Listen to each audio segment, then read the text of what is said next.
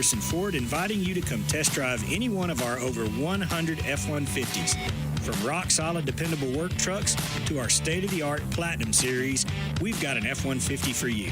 Test drive one today, and you'll understand why the F-150 is the best-selling truck in America, going on 48 years in a row. Just as successful offenses and defenses are built on teamwork, Woody Anderson Ford is powered by our people. Our sales and service teams are well-trained to save you time and money. And because we want your business again and again, no one will work harder to earn it. Our mobile service teams come to your home or business for oil changes, brake work, tire rotations, and more. And the great thing is you don't pay extra for it. We come to you with mobile service at no extra charge. Proud to be local, family-owned, and at your service for over 62 years. Woody Anderson Ford, Alabama's F-150 Superstore.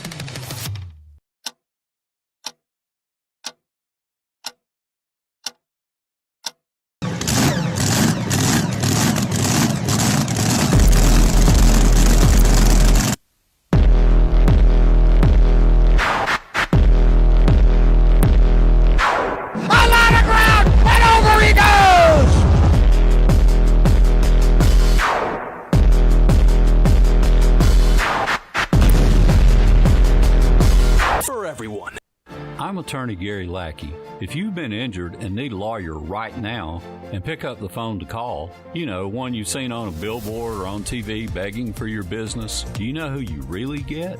I'm attorney Jennifer Lackey. You want to talk to your lawyer. You don't want to reach a call center, not in some office 100 miles away. With the Lackey Law Firm, that never happens. My clients talk to me. And me. I'm attorney Justin Lackey. We're the ones that you talk to. We're the ones that you meet with. And we're the ones who handle your personal injury case. You want to talk to me? You just call me. And we'll take care of it. You worry about getting well. We'll take care of the rest. The Lackey Law Firm. And I'll go you one better. If you can't come to us, we'll come to you. The Lackey Law Firm. The Lackey Law Family. 1-800-4RIGHTS. No representation is made that the quality of the legal services to be performed is greater than the quality of legal services performed by other lawyers. Behind some strong defense, clutch pitching, and a solid offense, this 2024 Brave squad's gearing up to make some noise in the National League. Sends one soaring to right field, back to the chop house, 3-0 Braves. He's done it again. Tonight, the Braves road trip rolls on from Baltimore as Austin Riley and the Braves take on the Orioles at Camden Yards. Braves radio goes on the air at 5:20 Eastern, 4:20 Central on the Atlanta Braves Radio Network. From the Fox 54 Weather Center, I'm Chief Meteorologist Jordan Dressman. A mostly sunny sky this afternoon. Temperatures climbing into the low and mid-80s. We're dropping into the mid-upper 50s as we head into the overnight. Maybe a little more cloud cover as we head into your Wednesday afternoon, but still plenty of sunshine through the course of the day. Temperatures climbing into the mid and upper 80s. Plenty of sunshine. That's going to continue as we head into your Thursday. We're also not talking about any rain across the Tennessee Valley Tuesday, Wednesday, or Thursday, though temperatures really going to begin to climb as we head into Thursday afternoon. I'm Chief Meteorologist Jordan Dressman on your home for ESPN Radio, 97.7 ESPN The Zone. From Coleman to Fayetteville and all points in between. Son, pull the hammer back. Smokey's coming at you in a plain white wrapper. 97.7 ESPN, The Zone. The opinions of Thom Abraham are not necessarily the opinions of the radio station or anybody associated with the radio station or ownership. These are strictly his own opinions, and sometimes they're not even his opinions. Can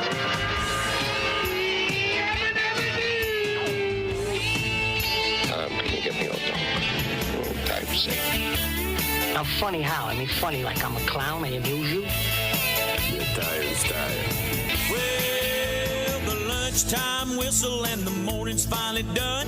I'm jumping in my car, I'm gonna have a little fun. The Doghouse Network's on my radio dial.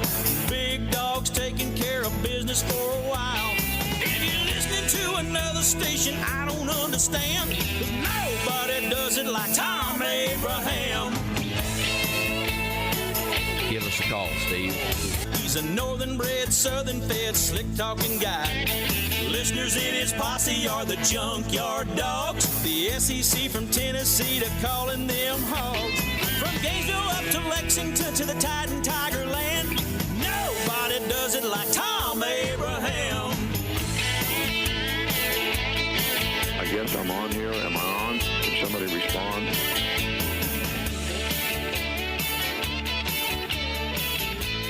And good afternoon, everyone, and welcome to the Tom Abraham Show, live on location at Baumhauer's, rocking it down here on a Tuesday Top 10 from Baumhauer's Sports Grill, Baumhauer's Victory Grill, if you will. And where would you rather be than right here, right now? I mean, just think about it. I mean, here at Baumhauer's, this is the place to be for all of your best food and all of your best times and best games and all of it. Here broadcasting from Baumhauer's, and I'll tell you what, it's just so comfortable here. I mean, it is just so perfect here. LSU Lynch just showed up. He brought beads. Should I put these beads on? Wait a minute. I don't know if I can put these beads on with – I got them on. There. Now I got beads on from LSU Lynch. Stopping by here as well. All right, off to an awkward start to the radio show, but it is very comfortable down here at Baumhauer's as always. Now, we do have a top 10 for you today, and it has a dozen things on it. It's the Athletics annual MLB player poll with questions submitted by readers, and it has some fascinating answers on it. So I can't wait to get into that, and we'll have some discussion about that as well. And speaking of baseball and the Athletic, my old buddy Mitch Light is now a senior college sports writer for the Athletic, and he covers football as well as the baseball. And he has an Omaha primer for us with 4 SEC and 4 ACC teams in the College World Series. I wish we didn't have to take this thing up to Nebraska. You know what I mean? Why are we going to go to Nebraska to play? Let's just play it right down here in the dirty South and be done with it. And with Tennessee, UNC, Virginia, and Florida State in the top bracket, in Florida, Texas A&M, Kentucky, and North Carolina State in the bottom, I mean, we have the possibility of some really juicy matchups in the championship series, beginning with, how about Tennessee, Kentucky? How epic would that be? Or Florida State, Florida. Or maybe UNC, NC State. I know we're probably going to get like Virginia and Texas A&M, but I'm just saying, this is going to be a great weekend. Love this tournament. Love when I get to Omaha. It's Father's Day weekend, and that usually means a decent amount of couch time. Now, I have a church golf tournament on Saturday, which starts at 8. It should be over by noonish. Hopefully be out of there by noonish and be in a Barca Lounger for the afternoon. We'll see. But, man, it's good stuff. We're also going to talk some college football non-conference scheduling with Mitch, and we'll get his take on should all the conferences be playing 9? I mean, can we just play 9 and then schedule 3 non-conference games? And what I'd like to see there be is you get one tune-up, basically. You get one game against a group of 5, not the FCS. Forget no more FCS. You get one game against a group of 5. You get 2 games against another Power 4 conference, a Core 4 conference, if you will. I like Core 4, by the way, better than Power 4. That's a Conor O'Gara has coined Core 4 for the top 4 conferences. I'm going to roll with Core 4, and it would be like, you know, the SEC plays one team from the Big Ten and one team from the Big 12, and then the next year they play a team from the ACC, and you rotate. You know what I mean? You rotate it. You wonder what scheduling would look like. And there's a great article that's out there, and it's at Athlon's, talking about what would college scheduling look like if it used a professional model. Instead of, why is it that the schools, they're still making up their own schedules and they're booking stuff and games that are, months and months in advance, years and years in advance. What would it look like if they did their own games? If they did their own, if college football took over the scheduling. So we'll get into that with him as well. At the top of the one, David Moulton, whose show Miller and Moulton in the Morning starts your day at 5 on Talk Radio WZZN. He will join us with his thoughts on all things sports. Now, phone lines are open. 256-5764, 97.7 will get you in. You can text the show, 732-9TA-SHOW, 732-982-7469. It's a great way to communicate with us. Did LSU Lynch leave? Can I take the beads off? Do I got to take the beads off now or not? Is he still here? Do I got to wear the beads? I don't know. If I throw the beads at somebody, do I have to take my shirt off? I don't even know how that works. I've never been to one of those things. Steve holding up a chicken wing in front of my camera. It makes my head a chicken wing. Anyway, the station's X feed is at 97.7 ESPN. We're on Facebook at 97.7 ESPN. There you can get a link to our YouTube channel, WZZN TV, where you can see the show down here from Baumhauer's on WZZN TV. Like and subscribe on YouTube to get notifications. Go to 977ESPN.com and get links to all that stuff. While you're at it, get our apps. You need to just search 97.7 ESPN The Zone from your app store, where you'll find links to Zone 2, 3, 4, and 5 as well on the Zone app. And snag that Talk Radio WZZN app as well for more options. All right? So check out our calendar at 977ESPN.com. If you have the app for Talk Radio WZZN, you get the Trash Pandas there as well as on 97.7-2. Not to be confused with Zone 2. Zone 2 is completely different. Zone 2 is zone programming. All right? That's a completely different animal. All right? 97.7-2 is a digital station. You can get it on most car radios now, have that. Or if you got a digital radio at home. All right, lots to get into. The sports betting issue, I do want to get into this because, look, the only thing that concerns me is that fans are becoming more violent and emboldened. You know, not that there is shenanigans going on in the sport, because I think legalized sports betting is cleaning up the shenanigans that's been going on forever. I know, I can tell you for a fact, shenanigans has been going on forever, and now we're exposing that.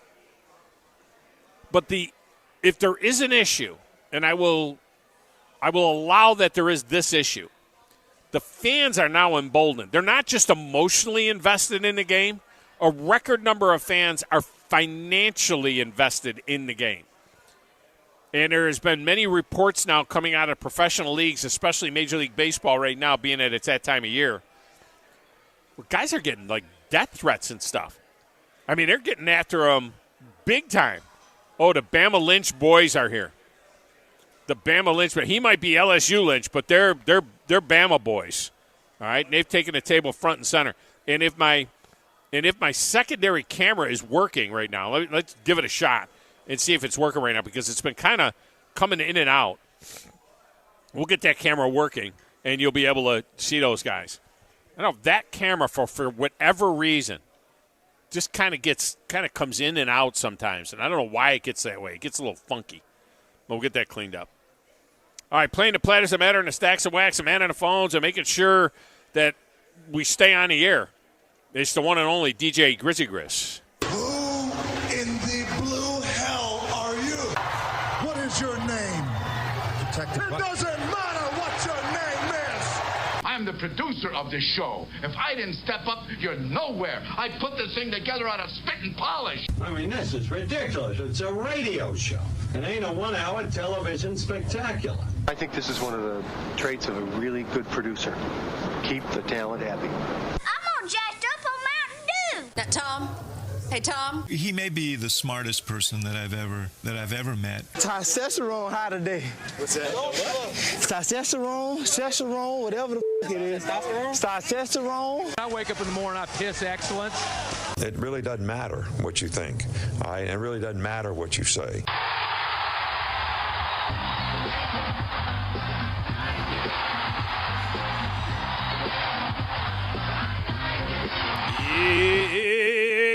Grizzlicious, there they are. Yeah. The Motley Crew. Yeah. Right, you can see them right now on camera. There they are. LSU Lynch throwing us the rock and roll sign over there. And his two boys, it's on YouTube. Bama LSU Lynch 1 and Bama LSU Lynch 2. Yeah. Right? Two Bama boys, two the smart boys. I thought I could get rid of these beads. I thought maybe I didn't have to wear these beads anymore because I figured he was gone. You didn't have to show anything for those beads, so I don't know. No, I didn't. You probably get asked to leave Baumhauer's.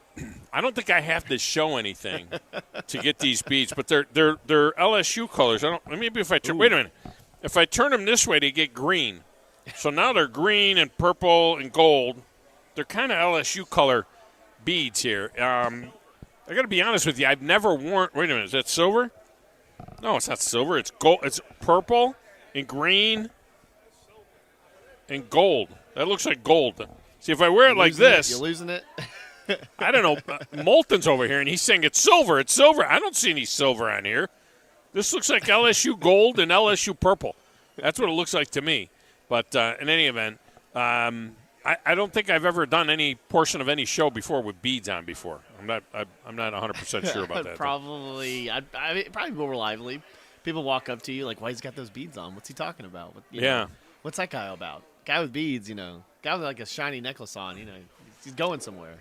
So who's not going anywhere is Georgia. Yes. Did not get it done last night. They got that kid that hit 37 home runs on the season, and he did have one last night, but he had a couple of opportunities to come through, did not come through in key moments. So we didn't get 5 SEC teams to Omaha, 4 SEC teams, 4 ACC teams, but, man, there's some toasty possibilities, isn't there? I mean, we could get Tennessee, Kentucky for the national championship. How cool would that be? Would be pretty nice. It definitely didn't look so hot for the SEC starting off, but the way that they've come down the stretch, and you can clearly tell that baseball's king in the Southeast and at least in the southern region. The Atlantic coast and Southeast region. It just seems like those are the types of teams they're really gonna dominate each year, and so this should be some really good matchups for sure. North Carolina too.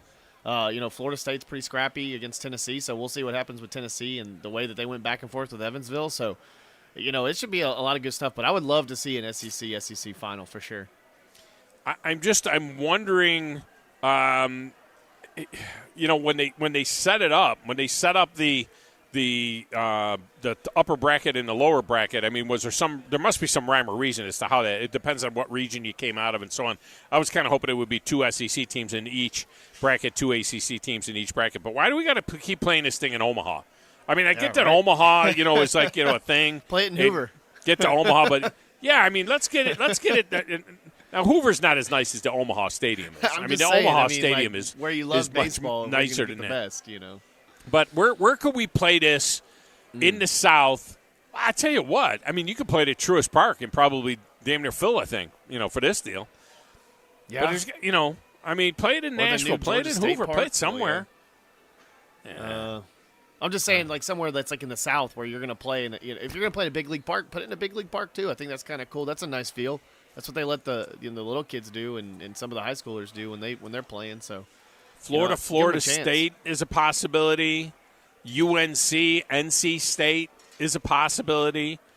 Look, I'm pulling for Tennessee and Kentucky just because I want it to be an all-SEC final. So Tennessee, Florida would be cool. Tennessee, A&M would be cool. Anything that is, all SEC would work for me. That's what I'd like to see. I think, like you said, though, that it's kind of weird how it's set up where there are 2 ACC teams playing and there's 2 SEC teams playing each other, so they will cancel each other out. So eventually, they're trying. It's like they're all feels like they they're don't trying have to get one in the other.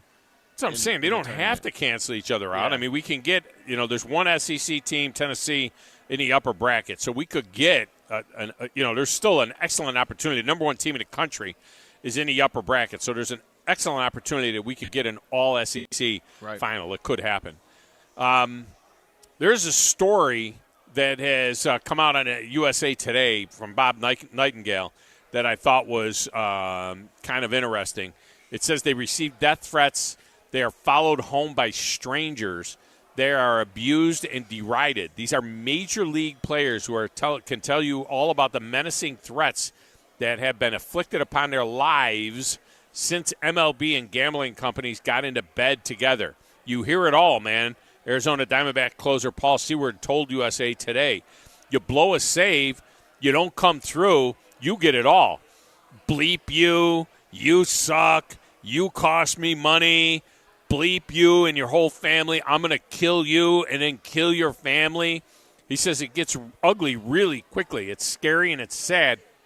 It used to be fans were upset because you blew the game for the team, but now it's gambling. It's their money. These people don't really care about the Diamondbacks. They just care about their bet. And we're talking about money that they don't have that they're losing. So it's a very scary spot. One Major League Baseball general manager told USA Today Sports that he received death threats delivered directly to his house, requiring police protection. I remember being followed home one time when I was playing for Cleveland. Diamondbacks reliever Logan Allen said, I had a really bad game, and this guy follows me home and starts cussing at me, telling me I cost him all this money. It's really scary. The Major League Baseball Players Association began publicly voicing concerns about player safety after a Supreme Court decision ultimately opened the door for it to be legal to gamble, sports gambling, now 38 states, yada, yada, yada, and the story goes on. I don't get upset when I hear about what's happening, when they find out about a basketball player that was betting or a baseball player, those 4 guys that got suspended. That doesn't bother me because I think that's a good thing. I think we're exposing that kind of stuff. That's a good thing. This, however, bothers me. This aspect of it bothers me if people are acting out because, look, if you gotta have that kind of attitude towards an athlete, you're betting too much money. You're betting money you can't afford to lose. We've already had issues with it with we've had problems over the years with fantasy, just fantasy alone. Your cost, even though but that was more good natured. You'd be like, "Oh man, you killed my fantasy team." But this is different. This is really a problem. I know, but people are spending tons of money on fantasy too, and that was an issue where it's just like these guys aren't performing what you want them to do, and you put a lot of money on them to do something, and they're not doing it. But this is like game to game basis where these guys are getting it day in and day out by these guys who don't care about the team; they care about the money. Logan Webb, pitcher for the Giants, said people are really passionate about teams, and now you add money to it, and it's bigger than ever. He said, my first year, there wasn't that much gambling going on. It was just, oh, you suck. You shouldn't be on the team, things like that. Now you're getting, you cost me money. They say some really messed up stuff.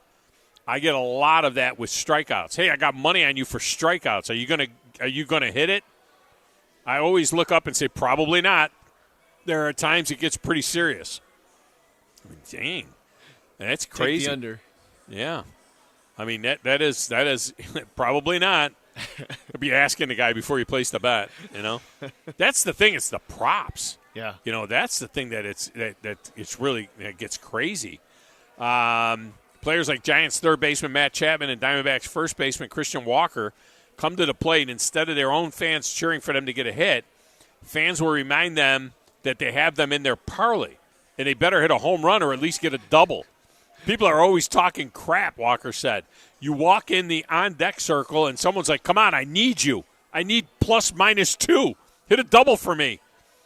People have their phones out as the game happens now. It's not a situation anymore where you place a bet before the game and then you're at the mercy of the bet the whole game. It's real time as innings are unfolding, and they make little prop bets.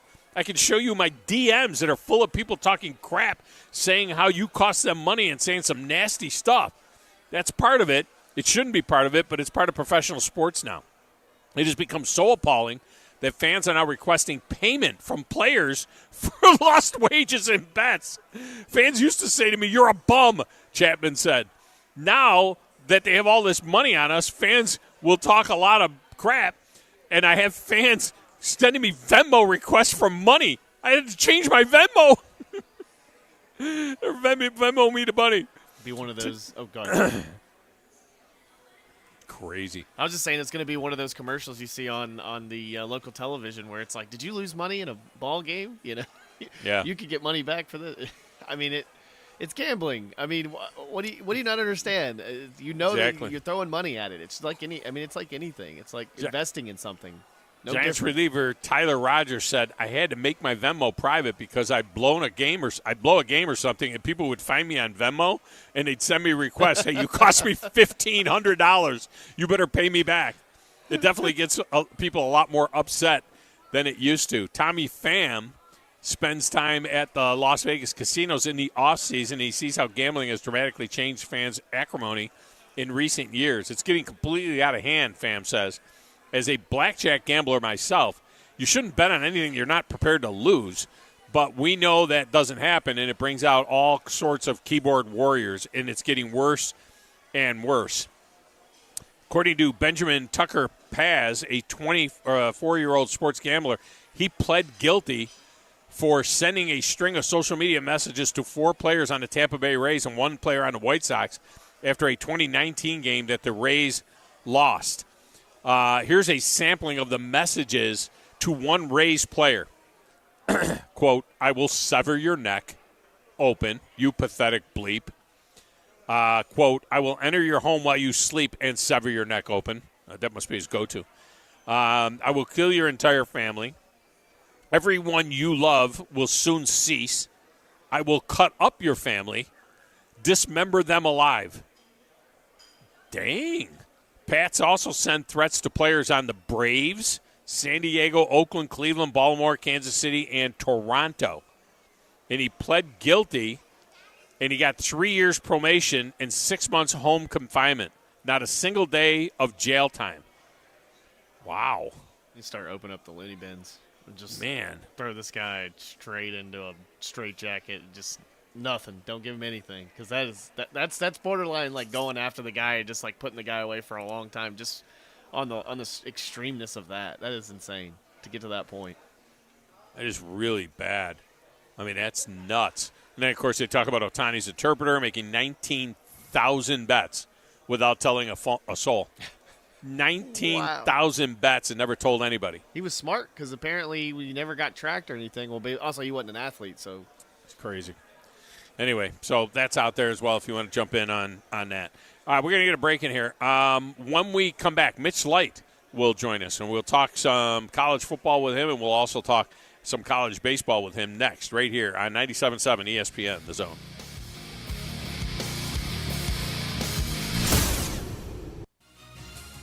You're listening to the Thom Abraham Show on 97.7 ESPN, The Zone. Hey, Huntsville. Looking for action-packed events? The Huntsville Sports Commission is your hub for all things sports. From youth events to national tournaments, we've got events that thrill and inspire. Whether you're an athlete, a fan, or a volunteer, there's something for everyone. Cheer on your favorite teams, witness amazing talent, and be a part of the excitement. Check out our event calendar and get involved at huntsvillesports.com. That's huntsvillesports.com. Be there, Huntsville. Tom Luganbill here for my friends at Woody Anderson Ford. Bobby White and his team take great pride in their service department, and you can see it the moment you walk into those beautiful new service lanes. And just like a championship team, they all work together to make sure your experience is second to none, whether you drive a Ford or not. Also, check out the gold certified pre-owned inventory at Woody Anderson Ford for great deals every day. Stop by and see them at Jordan and Sparkman or at Woody Anderson of Madison on Hughes Road, or visit WoodyAndersonFord.com. Hi, this is Wes Neighbors. I'm here with Sam Fleming with Fleming Roofing and Restoration. Sam, tell the folks about Fleming Roofing and Restoration. Hey, Wes. Our company, Fleming Roofing and Restoration, specializes in commercial and residential roofing and repairs.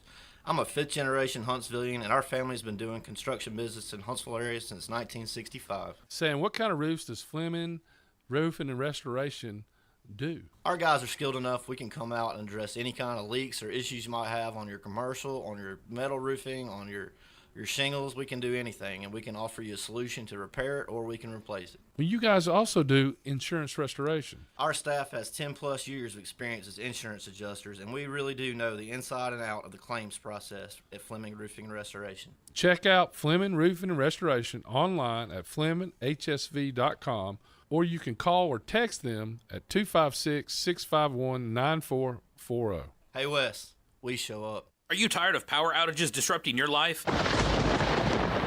It's time for a Generac standby generator from Current Electrical. Storms may rage outside, but inside your family's powered up. So why choose Current Electrical for your generator needs? 1, we offer a wide range of models to suit every budgeted energy requirement. 2, our project managers handle every step of the process: power, gas, permitting, and inspections. 3, our certified technicians install your generator with precision, ensuring peace of mind. Don't wait for the next blackout. Call 256-880-1880 or visit us online at GenSuperstore.com. Specializing in simple and affordable rentals, McCurry Van and Car Rental can make sure you have just the right vehicle for your next family vacation, weekend getaway, or if you just need transportation while your vehicle is being repaired. McCurry carries Ford Transit vans and Mercedes Sprinter vans, trucks and work vans, and more. And they offer discounted rental rates for long-term rentals. Now with 4 locations: Athens, Muscle Shoals, Coleman, and Huntsville. Log on McCurryRentals.com to make your reservation now. That's McCurryRentals.com. The company is Eagle Masonry and Insulation, but did you know they're also Eagle Landscaping and Dirt Work?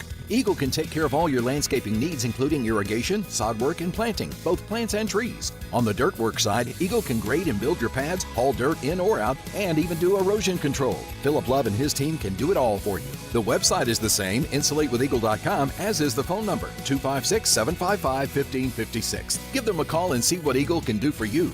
Eagle saves you time. Eagle saves you money. The state's largest orthopedic group is growing to meet the needs of the patients in our community. The Orthopedic Center has long been the most trusted name in orthopedics in North Alabama. So as our area continues on the fast track, so does the need for premier orthopedic care anywhere and anytime you need it. TOC is proud to announce the opening of our new locations in Albertville and Hampton Cove, along with the grand opening of our newest office in Decatur. These clinics will offer the same high-quality orthopedic care you have come to associate with TOC, with the convenience of being closer to home. As a patient, your time is your most precious asset, and we recognize that at TOC. That's why we are also proud to announce the opening of our urgent ortho clinics to handle those bumps and bruises that need prompt attention. These clinics are available to care for acute orthopedic injuries with no appointment necessary. With 38 physicians, 20 centers of excellence, and now more than a dozen locations to serve you, TOC will continue to be the name you turn to for the best orthopedic care at the right time. Visit our website at visittoc.com for more information. TOC, helping you live a better life. Each week, check out our latest Zone deal online at 977ESPN.com. I'm eating good food. We are 97.7 ESPN The Zone.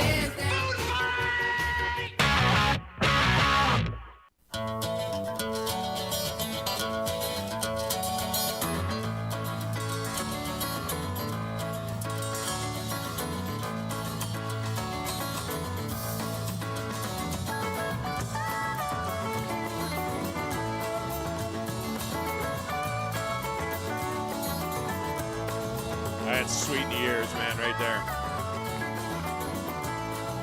Segment of the Tom Abraham Show is brought to you by the Service Department, the award-winning Service Department at Woody Anderson Ford.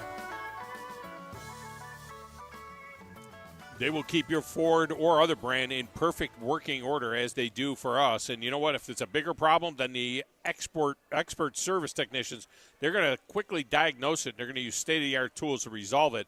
And they do all kinds of preventative maintenance, and they also do air conditioner work and brake work and tranny work as well. Woody Anderson Ford also has a mobile service where they'll come to you, and that includes services like oil changes and tire rotations and parts replacements such as windshield wipers or lights. And if you can only get in on a weekend or in the evening, it's the Quick Lane Service Department, and they will have you taken care of. That's your one-stop shop for servicing brakes and tires and batteries and so on. So no matter what the service your Ford needs, Woody Anderson Ford ensures quick, professional, and exceptional service. Bobby White starts every day with a meeting with the service department, and he makes sure that those guys are doing a tremendous job, and they do a great job. It's a great service team down there, and it's the only place I've gone in the Tennessee Valley for over 20 years now. All right, joining us now, a guy who does a tremendous job as well, now with The Athletic, where he's a senior college sports writer, specializing in football and in baseball. He is Mitch Light, and he is on the Neighbors Wealth Management Hotline. Mitch, welcome to the show. How are you? I'm good, and thanks for that ad read. I realized I forgot. I need my oil change badly. I'm going on a long car trip next week, so I'm going to, after we get off the phone here, I'm going to go get my oil change. I will not be driving the 2 hours to Huntsville, though I'm sure they would do a good job. That is an excellent job by you. You'll have to go to Two Rivers Ford or someplace like that, maybe. I'll just go to the Jiffy Lube or Valvoline Plus. I'll just go around the corner. There you go. All right, so let's start with the baseball because I've been fascinated by this tournament. I thought we were going to get 5 SEC teams to Omaha. It's too bad that this thing is in Omaha. Why do we even got to go to Omaha anymore? I mean, it's an SEC, an ACC. I mean, can't we find someplace in the neighborhood to play this deal? You know, I've thought about that a lot. I just think there is something special about Omaha, Nebraska for the College World Series. It's just that's all these kids, teams talk about, going to Omaha. They have Omaha rooms. They have Omaha signs. You know, are you going to say, you know, we've got to get to Louisville or we've got to get to Charlotte now? It's just I've been there many times.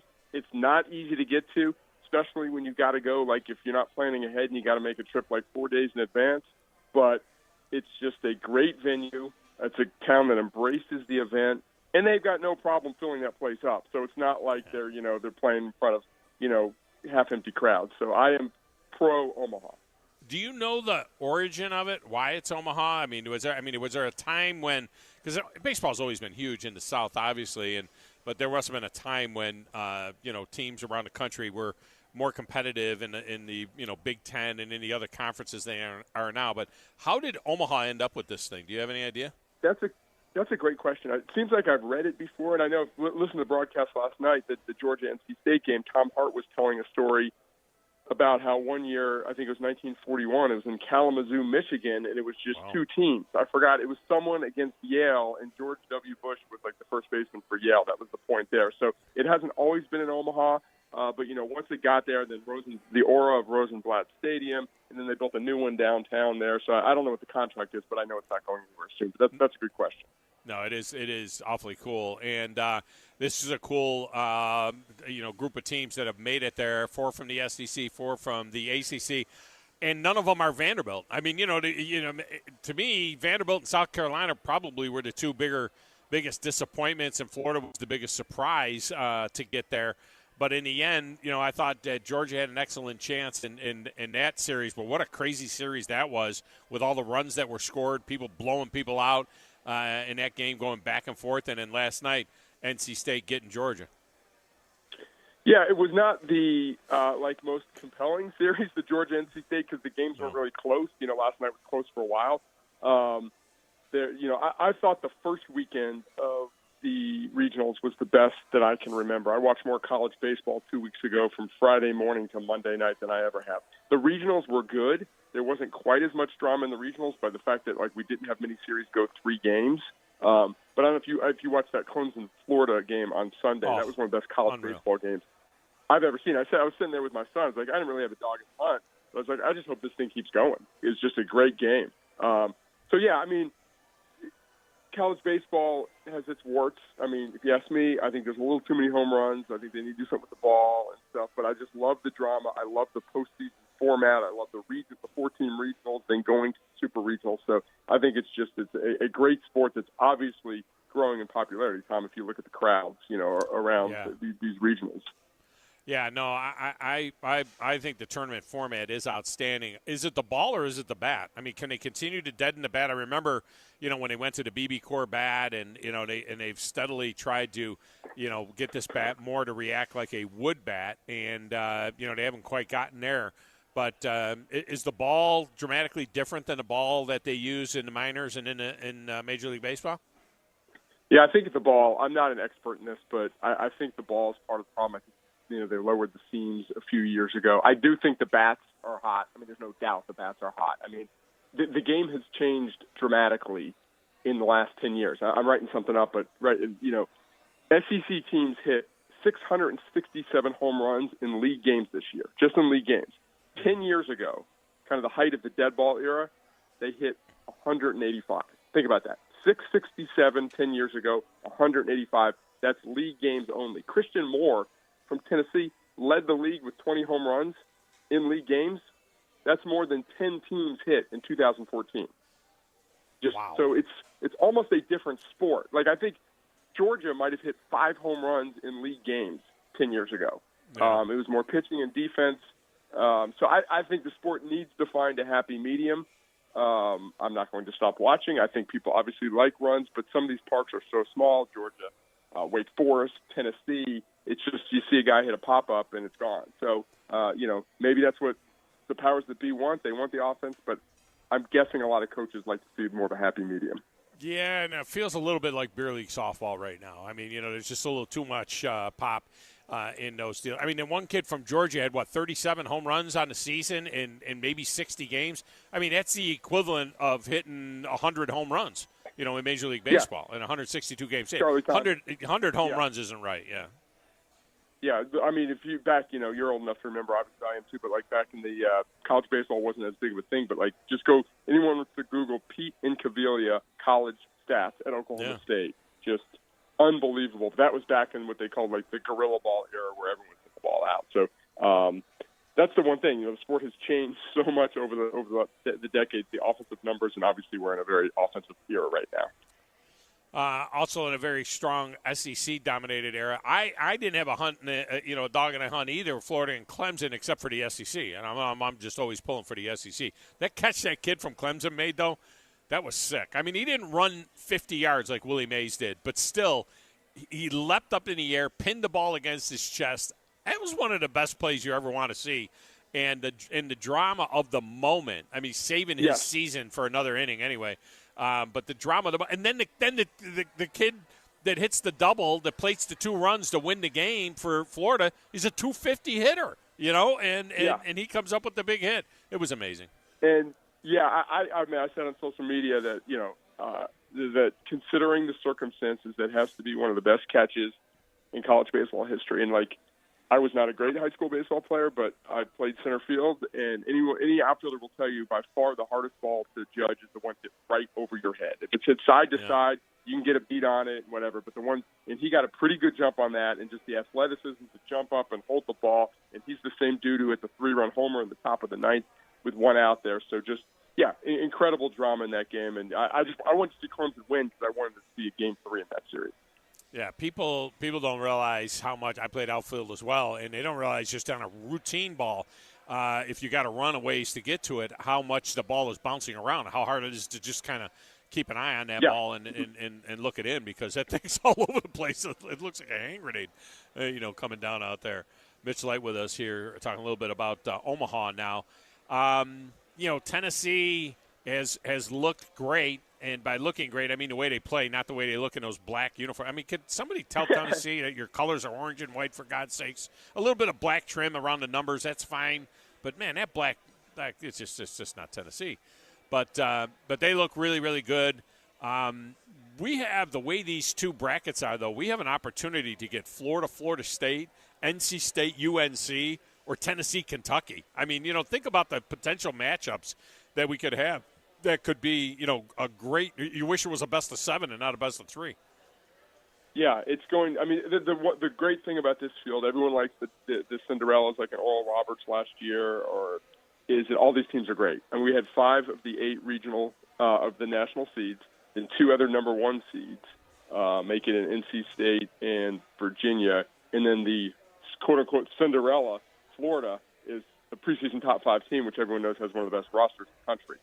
So I think there's going to be some great matchups. Like any matchup we get in the finals will be very good. And, to your point about Tennessee, that offense is as good as you'll see in college baseball. 1 through 7 is just devastating. They've had some inconsistency at the bottom of the lineup. The thing that interests me about Tennessee, their pitching numbers are really good.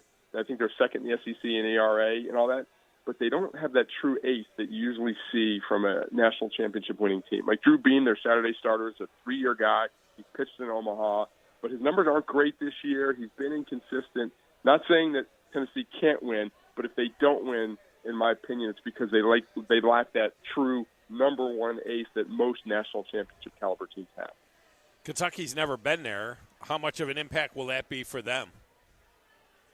That they'll say it's not, but I think it will. It's just such an event. If anyone's ever been there, the night before, they have an opening ceremony like the Olympics, and all the players come out on the field. They've all got their cell phones, and the crowd's full. It's a big deal to be there. So, I mean, that's kind of where, the good thing about Kentucky now, and pretty much every team we're talking about in college baseball, is they're older. They've got a lot of veterans, not guys who've been to Omaha, but guys who are in their 4th, 5th, and sometimes 6 years of college. So maybe they can handle this better, whereas typically in years past, a really talented team making its first appearance probably had, several freshmen who were playing key roles in the way college baseball is. You typically don't have a lot of seniors back in the day, so maybe they didn't have the maturity to handle this. So I do think it's an issue, and if they go 2 and out, I think people will just assume, they couldn't handle the moment. I mean, that might be the reason. It might not be the reason, but it's definitely, you look at this field, they're the one team that sticks out like a sore thumb because all these other schools have a lot of experience in Omaha. You talk about Cinderella. Am I lying? Was Florida not 13 and 17 in the regular season? Does that sound about right? There were 5 teams in the SEC that went 13 and 17 in the regular, and they all got in.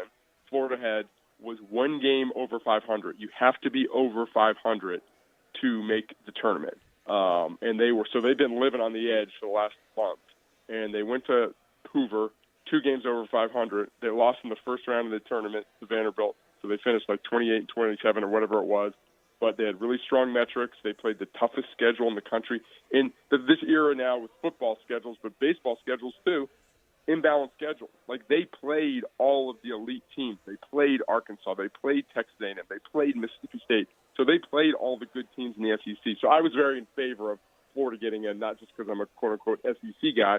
I just think with the schedule they played, they also played 3 games against Florida State, non-conference. They also played a series against Miami. So they played by far the most difficult schedule in the country. You know, and then next year you're bringing in Oklahoma and Texas, 2 more great programs, historical programs that have done really well. You know, Oklahoma was a tournament team this year, and, it doesn't get – you're going to have a distinct possibility. Where does it stop? 12, 13, 14 SEC teams making this tournament every year. Yeah, it's going to be really interesting because you do the math. Like, there's just something – 13 and 17, like, kind of passes the sniff test. 12 and 18 doesn't. There's been 2 12-win teams that have made it from the SEC. One was a Vanderbilt team that went 12 and 17 and then made the finals of the SEC tournament. Then one year Alabama might have gone 12 and 18 and had a deep run too. I really don't think we're going to see many 12 and 18 teams make it. But when you add those 2 teams, you look at the landscape of the SEC, Tom, Missouri's really struggling in baseball. They've got some facility issues. They're the only program of the 16 teams that you look at and say their fans don't expect them to be in the tournament every year. Every other fan base, college baseball in the SEC, expects their team to be in the field every year. Like, Auburn did not make the SEC tournament this year. It was a disappointing year, but they'd made Omaha 2 of the previous 4 years, and they'll be back. So it's going to be just the unbelievable competition. I sound like the commissioner now, but it's going to be unbelievable in the SEC once these 2 teams come in. Mitch Light with us from The Athletic, senior college sports writer there. All right, let me just get a take from you on college football. And, when we expand, and I've always been a guy, I wanted 8 teams in the playoff. That was my number. I thought 8 was the right number to go to 12. I also coach at the Division III level where 24 teams make it. And there's always unintended consequences when you do these things. You don't know until it plays out and what it's actually going to look like. And I wanted to get your thought on this, though. We have seen in all the other divisions, FCS down to D3, teams go on runs where they win every year. I mean, where it's just you think the field is short now. I mean, ask Wisconsin Whitewater or John Carroll or, North Dakota State or something like that where they win, 9 out of 11 years and things like that. I wonder if one of the unintended consequences of this is going to be, Nick Saban winning 7. Someday that might look quaint. You got a possibility, because you're going to give access to all of these teams to get in, that somebody's going to go on a run where they're going to win 3, 4, maybe 5 national championships in a row because all they got to do is have a hot month and they can get it done. What's your thought on that? Yeah, it's interesting. I hadn't thought about it that way because you make a good point about all the other levels, having those kind of mini dynasties. Because let's just use Georgia as an example.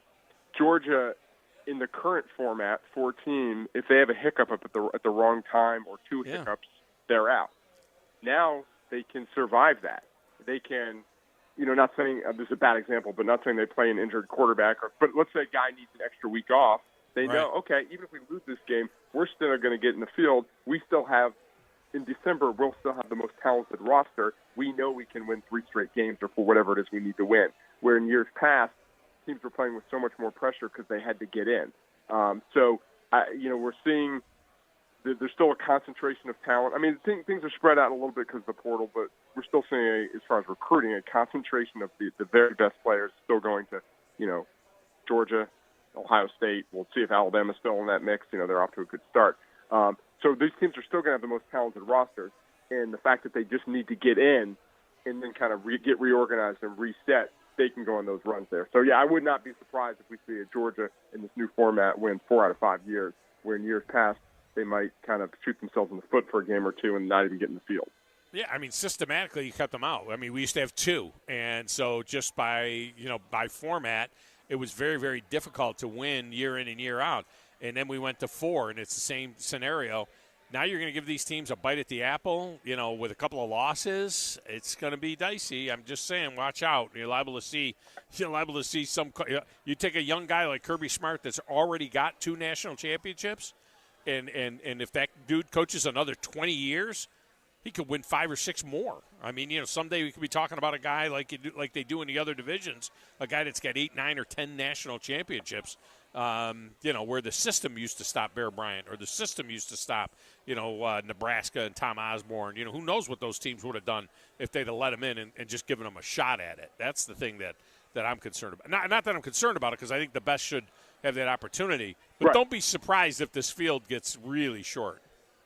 Yeah, I mean, that's what we've talked about. It's like, more teams are going to get in, but does it just and I'm using Penn State as an example because they're a very good program that hasn't really been elite, but they're the type of program that's going to benefit from this the most, because they're usually in the top 12, even though they, can't seem to get past the Ohio State and the Michigan hurdle. So how does that change Penn State's perception of its own program, or our perception of Penn State, if they're hanging playoff banners, but they haven't won, they haven't gotten to the championship, or they haven't gotten to the Final Four? Like, it's very difficult teams can win one game over an elite program, but it's very difficult to win 2-3 straight games over elite programs. So that's why I don't think we're going to see many of these teams seeded 8 through 12 or 6 through 12 really threaten to win it. I still think we're going to see the top seeds, the very best teams, survive. Mitch Light has been our guest. Mitch, it's great to catch up with you again. Enjoy the tournament this weekend. It's going to be fantastic, and into next week. And we'll look forward to chatting as the football season gets closer. You got your ticket to Dallas yet? You got your arrangements made yet to go to SEC Media Days in Dallas? I will be staying home. I went to SEC Media Days last year. You know why? Because it was about 4 miles from my house in Nashville. So I'll be sitting in the home office for that next year. But, yeah, that's what a world we live in. SEC Media Days in Dallas, Texas. In Dallas, Texas, exactly. All right, man. Appreciate you as always. All right. Take care, Tom. Thanks. We're going to break. We are at Baumhauer's. We'll take a break from here, and we'll come back with more right after this on 97.7 ESPN, The Zone.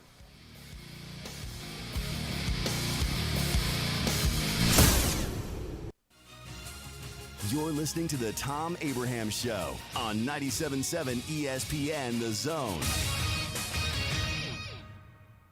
No representation is made that the quality of legal services to be performed is greater than the quality of legal services performed by other lawyers. A wise man once said, "If you take care of old folks and children, everything in the middle will take care of itself." Hi, I'm Danny Aldridge, lawyer in Alabama and Tennessee. In the next 20 years, the number of those folks over 65 years of age will more than double. In our golden years, the most important goal is to be treated with dignity and have control over doing what makes you grateful with those you love. At the Aldridge Law Firm and the Legal Town Center, we're dedicated to help you with these goals, and we'll be there when life throws you those inevitable curveballs. Let us assist you with your legal needs, whatever they may be or become. You may reach us by phone at 256-534-3188 or online with Dan at danaldridgelaw.com. Just remember, we're here to help. Whether it's personal injury, wrongful death, fraud and cheat, or estate planning made complete, we're here to help.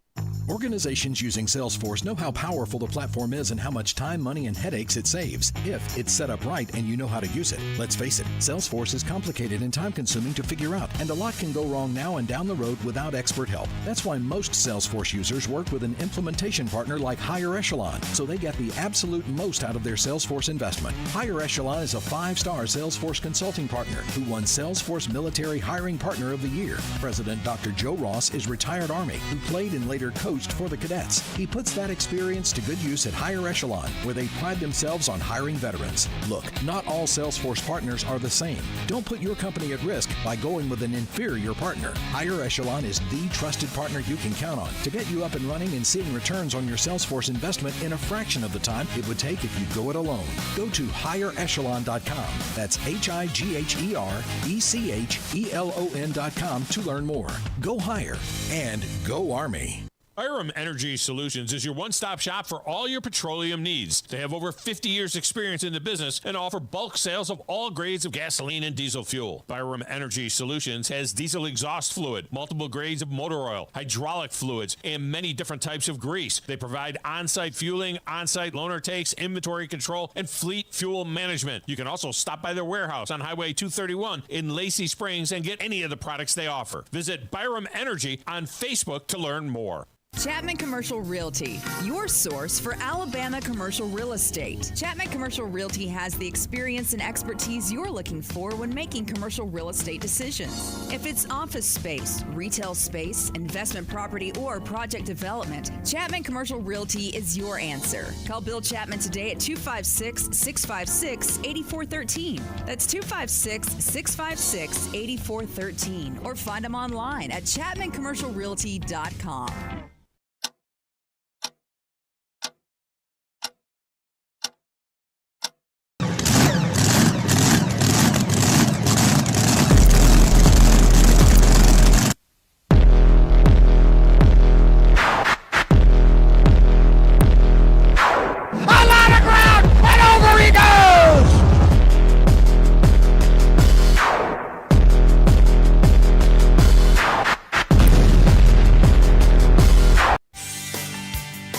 For 50 years, our mission, do the right thing and make long-term decisions. We value our customers and we invest in supporting you. We use our own technologies to automate to provide you the best support possible. And we have the strongest guarantees in the industry. I just can't tell you I'm going to provide you great support. I have to prove it to you with my actions. From the Fox 54 Weather Center, I'm Chief Meteorologist Jordan Dressman. A mostly sunny sky this afternoon. Temperatures climbing into the low and mid 80s. We're dropping into the mid and upper 50s as we head into the overnight. Maybe a little more cloud cover as we head into your Wednesday afternoon, but still plenty of sunshine through the course of the day. Temperatures climbing into the mid and upper 80s. Plenty of sunshine. That's going to continue as we head into your Thursday. We're also not talking about any rain across the Tennessee Valley Tuesday, Wednesday, or Thursday, though temperatures really going to begin to climb as we head into Thursday afternoon. I'm Chief Meteorologist Jordan Dressman on your home for ESPN Radio, 97.7 ESPN The Zone. We cover all the SEC schools, including Western Union and Venmo. I want that money! You know, 97.7 ESPN The Zone.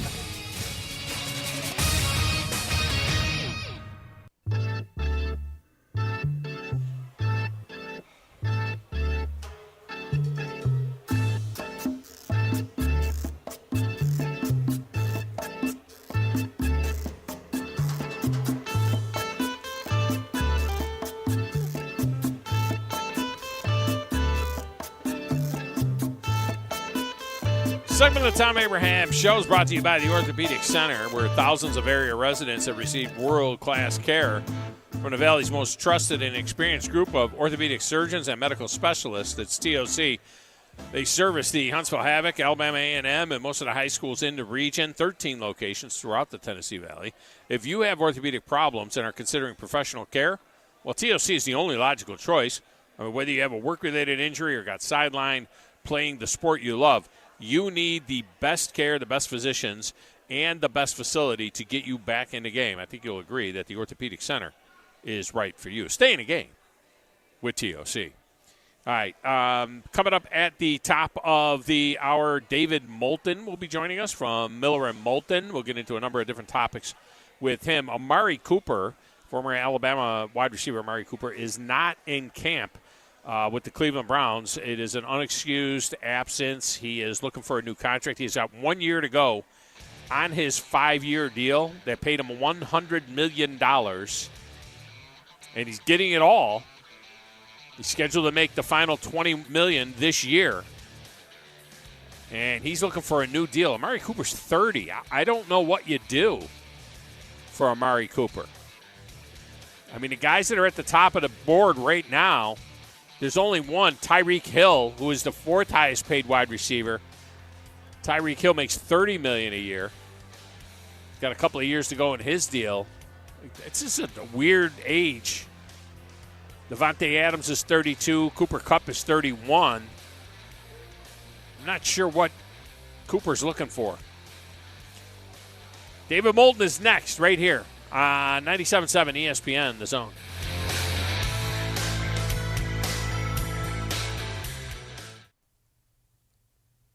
This is SportsCenter. I'm Christine Lisi. Less than a week after going into cardiac arrest at the Chiefs practice facility, defensive lineman B.J. Thompson was released from the hospital last night. The 25-year-old suffered seizures and went into cardiac arrest last Thursday. The Lakers, turned down by Connecticut coach Dan Hurley, are regrouping for their head coaching search. They'll resume bringing in candidates, hope to hire a coach by the NBA draft later this month. Pelicans assistant James Borrego expected to remain among LA's list of candidates.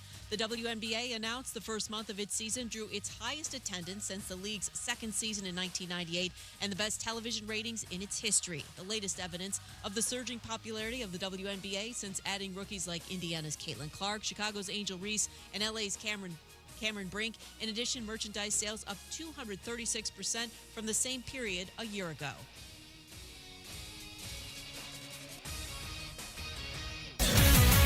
WZZN, Union Grove, Huntsville, Alabama. 97.7 ESPN, The Zone.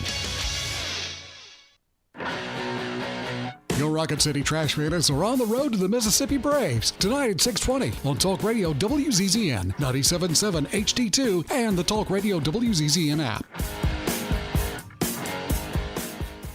You've got to experience Toyotathon at Bill Penny Toyota. They've got the selection with over 700 new Toyotas to choose from. And they've got the extras with Bill Penny perks and a 10-year unlimited warranty. So get on over to Bill Penny Toyota today and experience Toyotathon.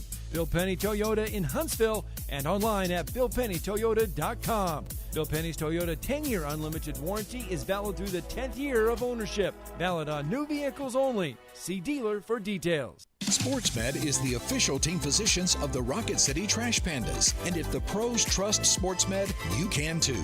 SportsMed provides every service you might need for complete orthopedic care, specializing in orthopedic surgery, sports medicine, joint replacement, spine surgery, neurosurgery, and podiatry. And they offer their own brace shop, in-house full-body MRI, physical therapy, walk-in clinic, and so much more. 4 locations and on the web at sportsmedalabama.com. By now, you know about Eagle Masonry and Insulation, and maybe you know that Eagle also does landscaping and dirt work. But how about after paint work? Shower doors, shelving, and mirrors, all taken care of by Eagle, the same Eagle that takes care of all your masonry, insulation, and landscaping needs. Eagle brings the same level of expertise to all these disciplines, and they're ready to provide you with a free quote. The website is the same, insulatewitheagle.com, as is the phone number, 256-755-1556. Give them a call and see what Eagle can do for you. Eagle saves you time. Eagle saves you money.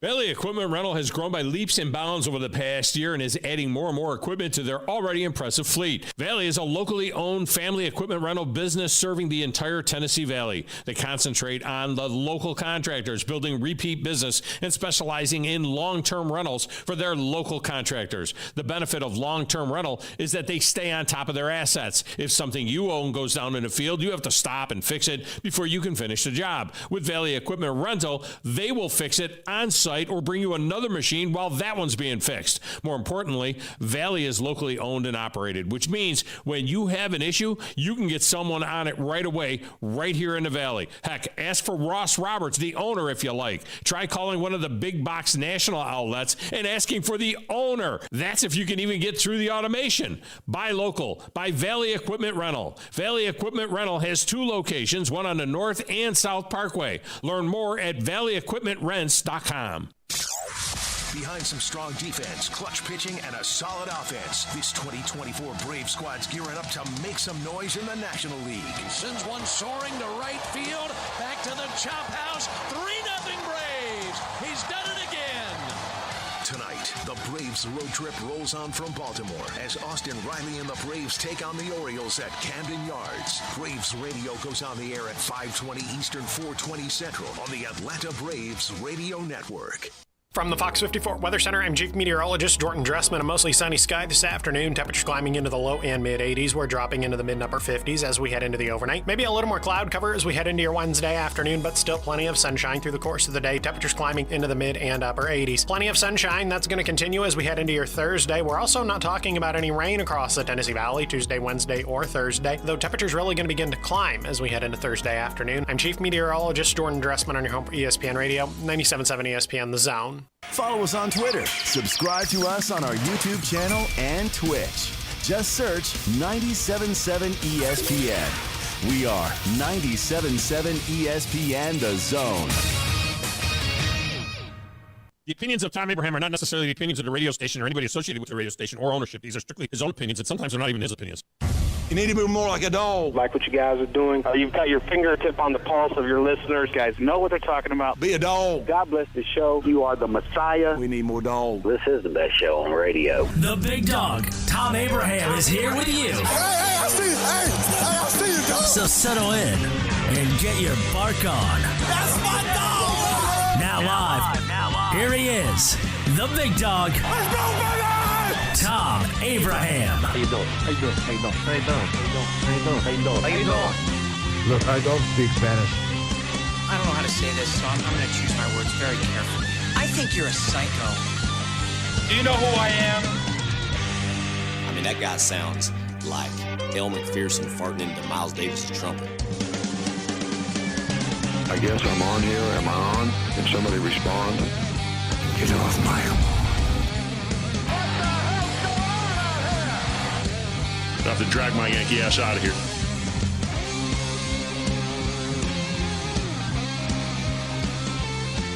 Welcome back. Hour number 2 of the Thom Abraham Show, live on location here at Baumhauer's Victory Grill. The segment of the show is brought to you by North Alabama Mortgage.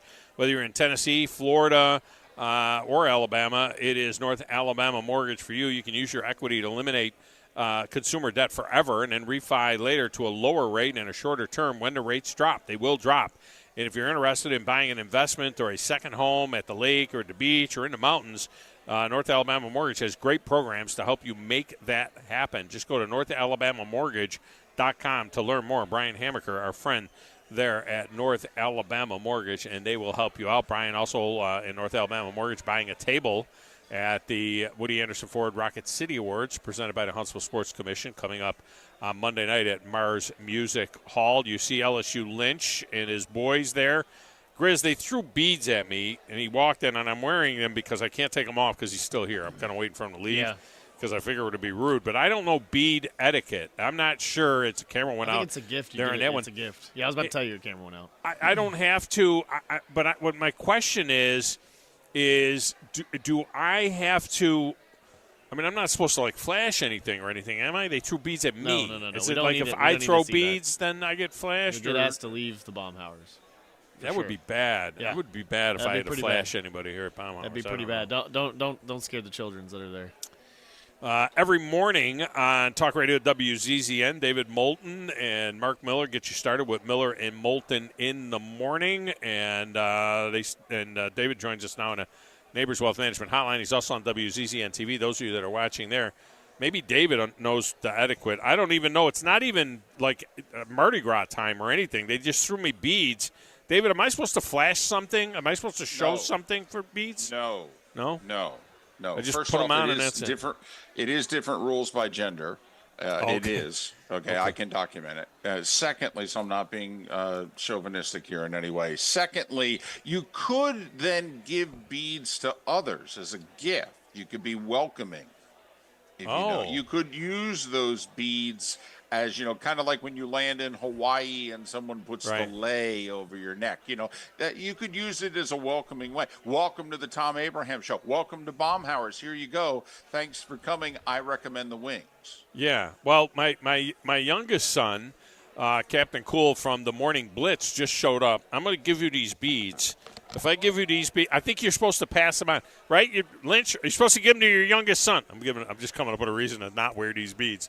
So I'm giving this David Moulton, by the way. Is he single? Remember David Moulton? Is he single?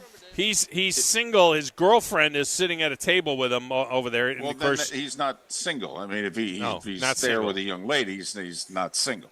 He's not single. I mean, put it this way: he could then sit down next to her and say, "Honey, I love you," give her the and beads. put the beads around her neck. You might get a kiss on the cheek or something. Give her the beads. You might get lucky. You don't know. He does the Captain Cool over here. My youngest son, John, he's the host of the Morning Blitz, which is on from 9 to 10 every morning on WZZN. So he's following in the old man's footsteps. So we'll see. We're training him. Another 10, 15, 20 years, I'll be out of this business. You know what I mean? And he's got to be ready to take over. So we'll have to wait and see how that works out. There you go. Take that with you. All right, go away. He handles I all have the. to admit, those of us who know you, even a little bit, Are you truly going to leave the business, or are you just going to do remotes from heaven? I'm going to do the Dan Patrick thing. I picked the day and the time. I already told my boss. I picked the day of my last show. I said, this is when my last show is going to be. I got enough other things that I can do right until I drop dead. So, the daily grind, the daily grind could come to an end at some particular point in time. Daily grind? You do 2 hours a day in the middle of the day. That's true. At a restaurant half the time. You know what I mean? So, so that is daily grind. True. This is sound like you're working construction in the summer outdoors. Like you're roofing or something. I got to go lay concrete after this. I got to go lay brick. Daily grind. Speaking of daily grind, Amari Cooper's not at practice. And we were just talking about this before I went to break. You know, he's 30 years old. He's in the last year of a $100 million deal that he did with the Dallas Cowboys. So it was a 5-year deal. So he's $20 million a year for 5 years. This is the last year he's getting $20 million. He's 30. He had 1,200 yards and 78 catches, and he's the go-to guy. I get all of that, for the Browns. I don't know what he's looking for, though. I mean, he's getting $20 million this year, but how much more can you give that guy? Well, first off, I mean, I think he saw what Mike Evans just got in Tampa, and he's looking at Cleveland and saying, hey, what do you think? Mike Evans is 31, I believe. He just got a 2-year deal at 23 per. I think Amari's looking at the Browns, and, it's business, Tom. He's trying to, create a little leverage, trying to say to them, come on now, we've got a good roster. I mean, and I'm not just saying this because you're a Browns fan. There aren't 10 rosters in the league better than the Browns. I don't know if there are 8 rosters in the league better than the Browns. Now, I don't know if Deshaun Watson's good enough to get that team where that team could go, but based on rosters, that team could go somewhere. And I think Amari Cooper's going, come on now, number 1 wide receiver, take a look. Wide receivers are getting paid.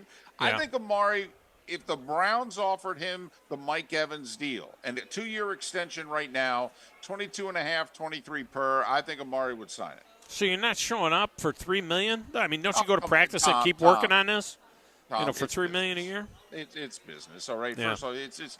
I mean, nobody says he's going to hold out training camp. It's just a little OTA, get talked about. It's business. The Browns have the money.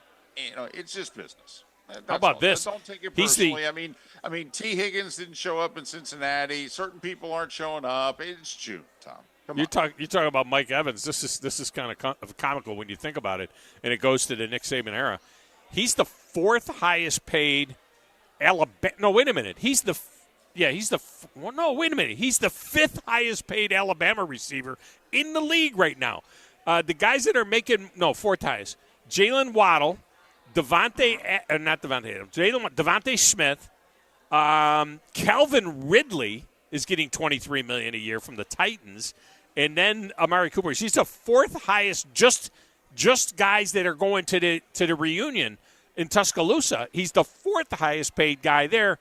I look at the guys that are ahead of him. I don't know, DJ Moore. I don't know that he's worth that. Terry McLaurin is getting $23 million. Michael Pittman. Debo Samuel's a deal at $23 million. Debo Samuel's underpaid at $23 million. When you look at what some of these other guys. Amari's just trying to, he's trying to say to Cleveland, listen, when I signed this deal, $20 million a year for number 1 wide receiver, I was making top 5 money in the position. Now, number 1 wide receivers aren't many of them that are making less than 23. Okay, how about a little something for the effort? And by the way, you don't have anybody on this roster in my area code. So he's just, it's this business. A.J. Brown's making $32 million a year now. And Justin Jefferson just did that new deal, $110 million guaranteed, $35 million a year. I'm trying to wrap my head around that number for a wide receiver. Tom, a lot of these deals you're talking about, the deals actually haven't kicked in yet. They're on the books for 25, 26, 27, but a lot of those deals, like, those wide receivers who are still under their rookie deal, Justin Jefferson signed an extension. He's still working on his rookie deal for this year. A couple of the other guys also are making around, 19 this year. Then they start making, beginning next year or the year after, that's when they start making the big money. Yeah, that's a good point. You take a guy like Justin Jefferson, and I know he impacts every play because of the fact that the way people are reacting, when he's out there, and maybe they're changing the way they defend and so on. But having said that, if the dude touches the ball 5 or 6 times, 7 times a game, that's a huge season. Yeah. That's a big season. Man, 7 touches a game, you're paying $35 million. Well, a couple of things, though. Once again, it's business. Secondly, they have a rookie quarterback who, for the 4 years that Jefferson's going to be making $35 a year, they're going to be paying the quarterback single digits or $15 to $18 million. So you add the number one wide receiver along with the quarterback, you add that together, it's around $50 to $55 million a year. That's actually cheap. So they've coordinated the two where they could pay Jefferson during his prime when they don't have to pay the quarterback. When they have to pay the quarterback, they're going to move on from Jefferson. The other thing, though, Tom, and I don't have to explain it to you because you did coaching, yeah, he may only touch the ball 6 to 8 times a game. He'll dictate coverage 40 times a game. Yeah, that's the thing. They'll have to rotate and do all sorts of things and know where he is at all times. David Moulton with us. We know where he is as well. He's right here on the show. And, all right, David, more likely to win 2 games, the Dallas Mavericks or the Edmonton Oilers? Because I think we're looking at 2 5-game series here possibly. Well, the Barkov injury actually creates a little bit of doubt. I would love to know what his status is because that's the best two-way forward in hockey right now. And he can literally take either McDavid or Draisaitl off the ice. And if he's not on the ice, Florida's actually going to start to have troubles defending Edmonton, particularly in Edmonton, and that series could be a series again. If Barkov can play, it's Panthers, I think, in 5. The other thing about that, listen, it's happened 3 times in the last 18 years, by the way. An NBA team's been down 2-0 and come back and won. Miami did it to Dallas in 06, and then you had Cleveland do it to the Warriors in 16, and 3 years ago, Milwaukee did it to Phoenix. The Bruins, I think, in 2011 are the last hockey team to come from 2-0 down to the finals and win the series. They beat Vancouver in 7. So obviously it doesn't happen very often. But one, the Barkov injury, I would love to know, Tom, is that a concussion? Is that a broken jaw? What do we have here? Or is that just a cheap shot? He's got 3 days to recover. He'll be fine. If he's fine, that series is over. Dallas, Kyrie hasn't played worth a damn yet. No. And Dallas has at least shown they're going to hold Boston, who averages in the 1-teens, to 6 or 8 points less than that, somewhere around 105, 107. Dallas is slowly getting better offensively in this series, and Kyrie hasn't even hit a 3-point shot yet, never mind played a good game. If all of a sudden Kyrie joins Luka, Dallas will start scoring 105, 106, 108, and that series can at least get competitive in a hurry. I mean, Tom, that was a 5-point game with a minute to go, and a Dallas guy drove to the basket and got fouled, and they didn't call it. I mean, that series could be a touch closer than we think. Boston's a better team. They should win this sucker. But if Barkov's healthy, that series is over. Dallas has a chance to get back in this thing. Remember, a couple years ago, they were down 2-0 to Phoenix, who was a 64-win team in the regular season. They came back and won that series in 7, obviously led by Luka. So I'm not writing off the Mavs totally just yet. Yeah, it's amazing, the old adage, defense wins championships, and how it just continues to manifest itself year in and year out. And I look at Edmonton as one of the highest-scoring teams in all of the NHL. They scored a goal in 2 games. They went to Miami and came out of there with 1 goal in 2 games. They scored 1 more goal than me and you. I mean, it's just amazing. A stat that we should keep in mind going forward, best 5-on-5 team in the league this year was the Florida Panthers. They averaged giving up a goal and a half a game. 5-on-5.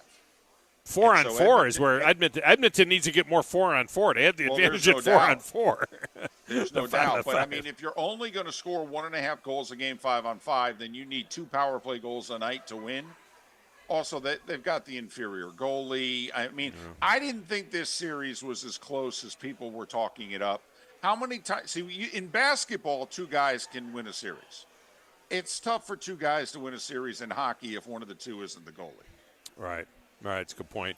College World Series, what an epic game we saw between Clemson and Florida. The Gators get there to Omaha as, the Cinderella of this whole thing, if you will, with a 14-win season in the SEC. They barely made the tournament because they were only, I think, one game over 500 to get there. But now we get this juicy setup for the weekend.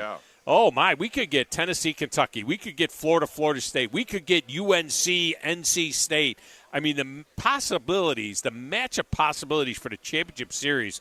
I just hope we don't get Texas A&M, Virginia. I hope we get one of these really sexy matchups. But this has been a fun tournament to watch. First time, since they expanded the tournament 75 years ago, that you only have 2 conferences represented in Omaha, and they're the 2 biggies. 4 of ACC, 4 of SEC. They kind of have the region stacked, Tom. You got 3 in one and 3 in the other. I mean, they've all but set up we're going to have an ACC-SEC final, which I think would be cool because they've been battling throughout the tournament this year in regionals and super regionals.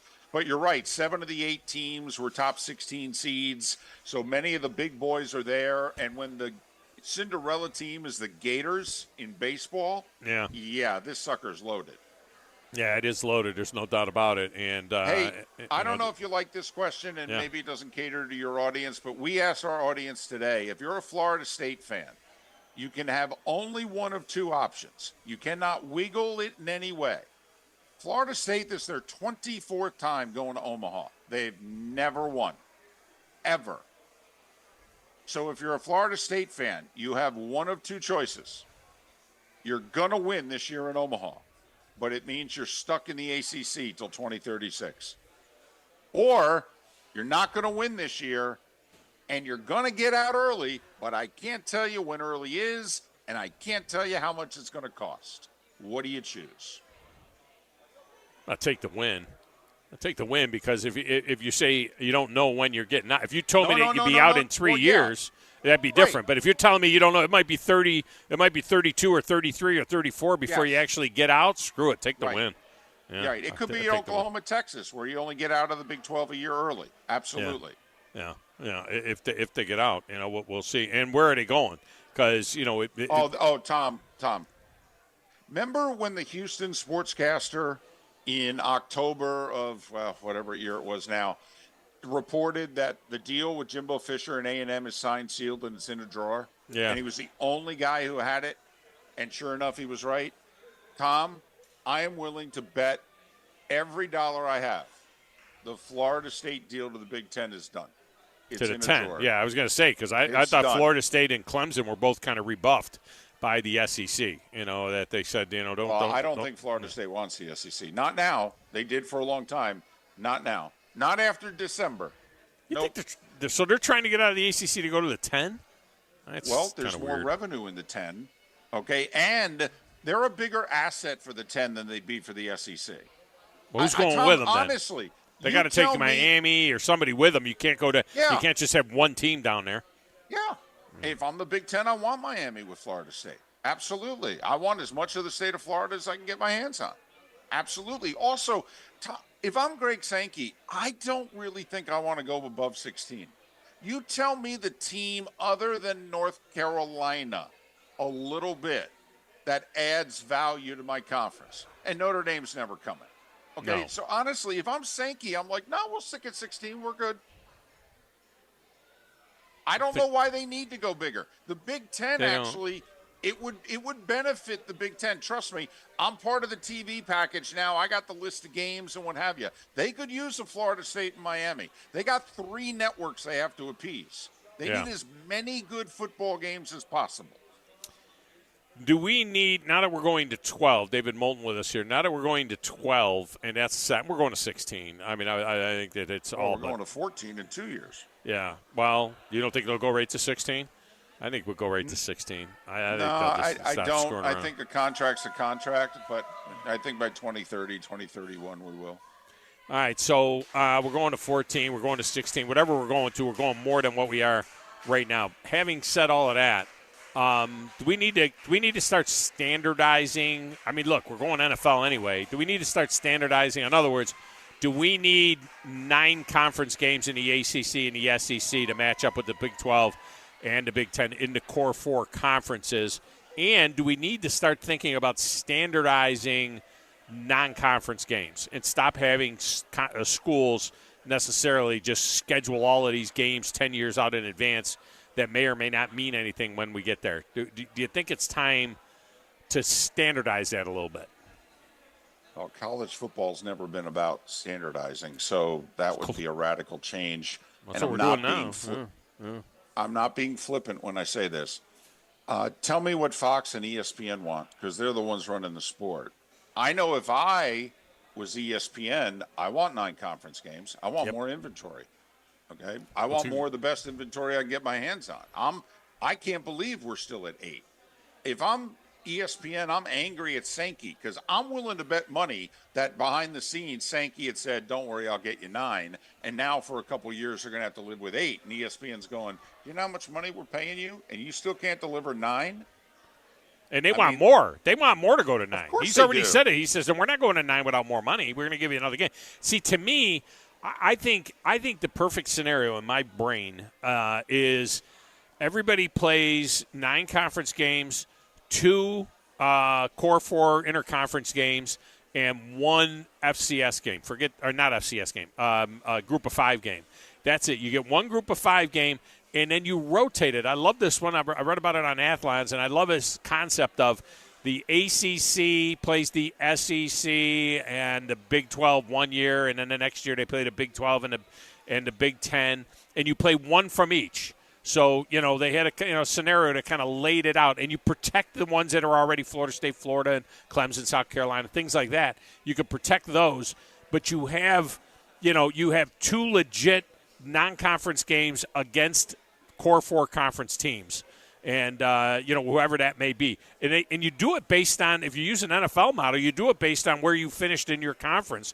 Whereas, like Alabama would be playing Michigan and Arizona this year. That would be their 2 teams that they would play from the Big 12 and the Big 10. And then they play 9 conference games, and then you could play your FCS game or your Group of 5 team, something along those lines. Tom, I think it sounds great on paper. The networks would love it. Here's the deal, and because you take their calls and emails and texts all the time. Can the college football fan handle their teams losing 2, 3, and 4 games a year? Because the better you schedule, the more you look like the NFL. And you tell me if the Alabama fan can handle 2 straight 9-3 seasons. Well, they can if you go to the playoff and look, you let these people in and you win 3 games in the playoff. Well, what if one year you go into the playoffs and one year you miss? I'm just, you answer me, because I'm all for this. This is better for us, the fan. It's better for the networks. But the college football fan, particularly of the top 15 programs, are not used to seasons with crooked numbers in the right-hand column. And you are guaranteeing unbalanced conference scheduling, serious non-conference scheduling. You're guaranteeing that your sport's going to look more and more like the NFL in terms of the standings. I don't think the college football fan in the programs that drive the sport can handle 3 and 4 loss seasons. No, I tell you what, it would be glorious. You'd have Florida State playing Florida and Michigan. This year would be who their matchup. Ohio State would play Missouri and Georgia Tech. Georgia would play Georgia Tech and Washington. Alabama will play Michigan and Arizona. Penn State, Ole Miss, Penn State, Virginia Tech. I mean, I think at some point in time they're going to have to go to that, because you think at some point in time we're going to get a scenario where we have a 65-team breakaway. Something along those lines, where there's going to be a level of Division I football that is different than the rest. You got to take these Core 4 and break away. I've always thought it was going to be between 60 and 70. I'm thinking more and more it could be closer to 48. I have a feeling that the haves and the have. If you think about it, we got 18 in the Big 10 and 16 in the SEC. How many more do we need?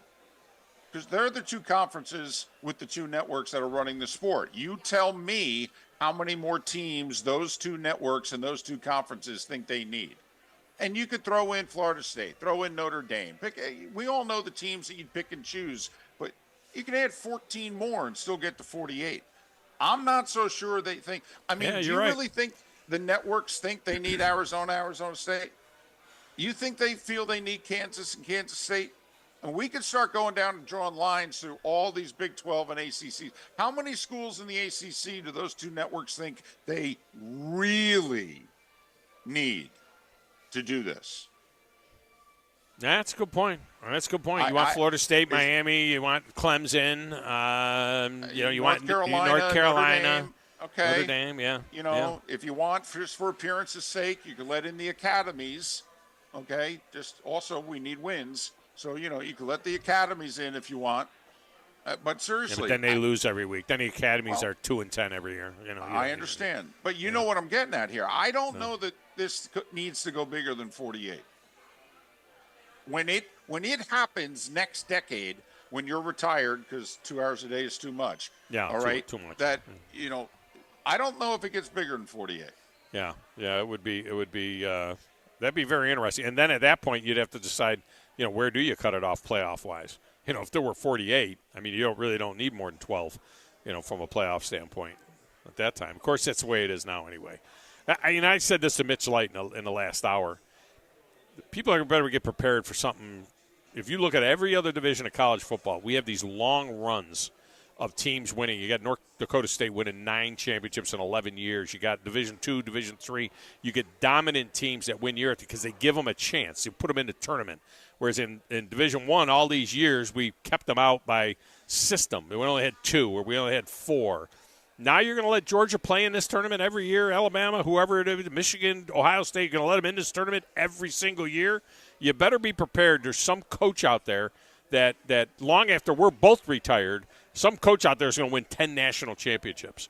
Somebody's going to win 4 or 5 straight national championships in college football, and then we're going to have to be prepared if that's what we really want. That's what's going to happen. I don't know if it's going to be a coach that pulls it off. I think it's going to be a wallet. I think it's ultimately going to come down to, because even if every school is only paying $20 to $22 million, then there's going to be NIL on the side. Yeah. I mean, listen, look at the amount of money Ohio State has spent this offseason, and they're not hiding it either. Ohio State spent about $12 to $15 million this offseason on players. I mean, they might as well be the Dodgers or the Yankees. Yeah. I mean, that's the type of – and they've made no bones about it. I mean, Ole Miss isn't hiding what they're doing. I mean, I know they say year in, year out they can't do this, but they've done it 2 years in a row. And I love Lane. But, I mean, come on. They're reaching in their coffers. They're paying guys. And they're putting a top 10 team in paper on the field. Good for them. But Ohio State can do it every year. Every year. Like, in fact, Tom, if I had to bet, if there's a school going forward who's going to rattle off a dynasty of all the schools, because of the money, I would bet on Ohio State. It wouldn't be with Ryan Day, though. They'll have to make a coaching change. They'll have to make a coaching change. And the only reason I'd say I mentioned Kirby Smart last hour is because he's only 46, 48 years old. Oh, I know. And he can coach there another 20 years. He's already got 2. And he's at his alma mater. And he's going to do the Danny Hurley thing. You don't need to go anywhere. When does that happen? When does Kirby, who's yet to publicly say he has the NFL itch, but when does Kirby get the itch? Is it 2-3 more years when he's Hurley's age? At $13 million, $15 million is his next deal? Why? I mean, you got to be nuts to go do that. But, I mean, Tom, he's got 25 first-round draft picks right now. I mean, you know what I mean? I understand that. He gets a pick player. Successful. Listen, Nick left LSU for the NFL. Okay, I mean, these guys they get their itch. There's egos involved, and maybe Kirby gets the itch. He can always come back. Goodness knows. I mean, how long did it take Nick to come back? Now, if he stayed down the street, I know some people in my studio right now. They would get very, very excited if they said that Kirby, who's born and bred North Georgia guy, if Kirby ends up taking Raheem Morris's place as the head coach of the Atlanta Falcons in 3 years, then maybe that's different. Yeah. Exactly. Ask Grizz 3 years from now, 51-year-old Kirby Smart, after they get rid of Raheem Morris, and the Atlanta Falcons drive the 80 minutes and park themselves, or they meet Kirby at his lake house, and they go, blank piece of paper and a pen, what's it going to take? And give him total control. Just give him everything. Grizz, you'd let him coach both teams, wouldn't you? You'd say you can coach the Falcons on Sunday that's fine with me. And the Dogs on Saturday and the Falcons on Sunday. Pull a Deion Sanders and you know what I mean? Just drive up the street and coach the next game. All right, David. Appreciate you as always. Great stuff. So you're not going to make it Monday to be a presenter at the Rocket City Awards? Is that what I understand? You won't be one of our presenters? I'll tell you what. Your passive-aggressive guilt, okay? And I'm Catholic, and your passive-aggressive guilt is good. I'm just saying. I mean, it really is. You know, we got room at our table for you. I mean, you know. What do you think? Listen, I'll send a check. Do you still got a monkey suit? I have no problem sending a check, but I can't go anywhere for a couple of months. Got a little health situation in the family. I can't go anywhere. Okay, all right. Well, we'll keep that in mind. By the way, I just want to throw this out there. Hey, Grizz, quick trivia question. Do you know which team has scored the fewest runs in the major league since April 24th? Is it the Braves? It's the Braves. Yeah, that's what I was thinking. I didn't think it was your Mets. They've been playing really well. They got 28 wins. Just saying, April 24th, they've got the fewest runs in the game. I'm telling you, got to make a deal of some kind. Well, they got to do something. You know what, David? Right. That is a nice segue to in the next segment. We're going to do our Tuesday top 10, and there are 10 questions from the general public to MLB players. It was on The Athletic, and one of the questions to Major League Baseball and like 100 players participated in this thing is which team would you sign with if contracts, state taxes, and roster was not a factor?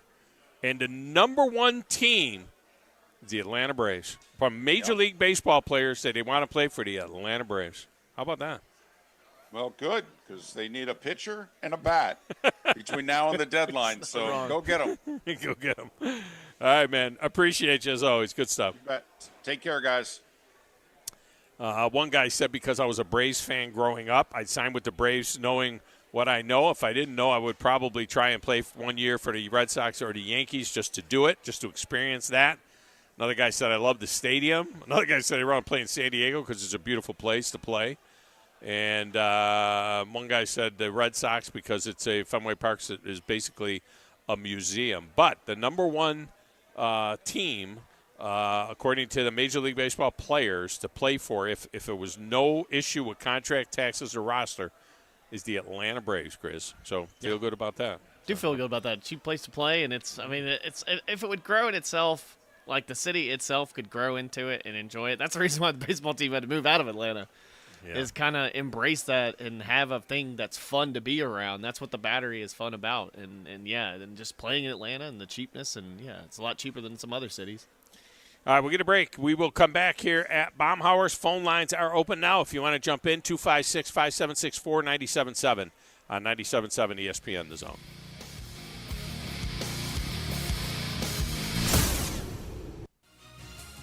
You're listening to the Thom Abraham Show on 97.7 ESPN The Zone. Ann Adams with Berkshire Hathaway Rise Real Estate is the one name to know if you're buying or selling real estate. With years of local experience, Ann Adams offers buyers in-depth knowledge of the local housing market and will narrow available properties down to those you'll be interested in so you can save time when shopping for your new home. If you're ready to sell, Ann offers a seamless process using accurate pricing and expert negotiation skills to make sure you get a fair price for your home. Call Ann Adams today at 256-337-2625 or log on bhhsriserealestate.com. Tom Luganbill here for my friends at Woody Anderson Ford. Bobby White and his team take great pride in their service department, and you can see it the moment you walk into those beautiful new service lanes. And just like a championship team, they all work together to make sure your experience is second to none, whether you drive a Ford or not. Also, check out the gold-certified pre-owned inventory at Woody Anderson Ford for great deals every day. Stop by and see them at Jordan and Sparkman or at Woody Anderson of Madison on Hughes Road, or visit WoodyAndersonFord.com. I'm attorney Gary Lackey. If you've been injured and need a lawyer right now, do you know who you really get? I'm attorney Jennifer Lackey. You want to talk to your lawyer. My clients talk to me. And me. I'm attorney Justin Lackey. We're the ones that you talk to. And we're the ones who handle your personal injury case. And we'll take care of it. The Lackey Law Firm. 1-800-4-RIGHTS. No representation is made that the quality of the legal services to be performed is greater than the quality of legal services performed by other lawyers. Hey Huntsville, looking for action-packed events? The Huntsville Sports Commission is your hub for all things sports. From youth events to national tournaments, we've got events that thrill and inspire. Whether you're an athlete, a fan, or a volunteer, there's something for everyone. Cheer on your favorite teams, witness amazing talent, and be part of the excitement. Check out our event calendar and get involved at HuntsvilleSports.com. That's HuntsvilleSports.com. Be there, Huntsville. AL cert number 21014. Welcome into the hottest and coolest game show around called The Freeze.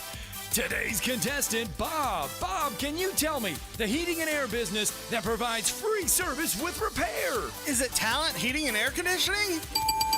Can you tell me which heating and air business provides free second opinions? Talent Heating and Air Conditioning. You are a grand prize winner. You have won a visit from the #1 heating and air business in the Tennessee Valley. Talent Heating and Air Conditioning? That's right. Talent Heating and Air is coming to you. This is Thomas with Talent Heating and Air Conditioning, and you don't have to win a game show to use us. We have free second opinions year-round, and this summer we're doing free service calls with a repair. So just remember, call Talent Heating and Air Conditioning at 256-503-4490 or visit us on our website at talenthvac.com. This summer, make Cheeseburger Bobby's your go-to spot for great food. Try their bucket list burger, 2 beef patties, fried egg, bacon, onion ring, 3 slices of American cheese, Bobby's sauce, and topped with a pickle. Their fresh, hand-breaded chicken tenders are a fan favorite, and the chili cheese dog with fries will make you think you've died and gone to hot dog heaven. This week, get $50 worth of delicious Cheeseburger Bobby's food for just $25 with our zone deal. On sale Friday at 977ESPN.com. From the Fox 54 Weather Center, I'm Chief Meteorologist Jordan Dressman. A mostly sunny sky this afternoon. Temperatures climbing into the low and mid 80s. We're dropping into the mid and upper 50s as we head into the overnight. Maybe a little more cloud cover as we head into your Wednesday afternoon, but still plenty of sunshine through the course of the day. Temperatures climbing into the mid and upper 80s. Plenty of sunshine. That's going to continue as we head into your Thursday. We're also not talking about any rain across the Tennessee Valley Tuesday, Wednesday, or Thursday, though temperatures really going to begin to climb as we head into Thursday afternoon. I'm Chief Meteorologist Jordan Dressman on your home for ESPN Radio, 97.7 ESPN The Zone. This is Brent Musburger's VSiN Action Update on 97.7 ESPN The Zone. Unlike other credit cards that decline sports betting transactions or treat them as a cash advance, the G-Bank Visa Signature Card can load directly to your favorite sportsbook apps. G.bank/VSiN.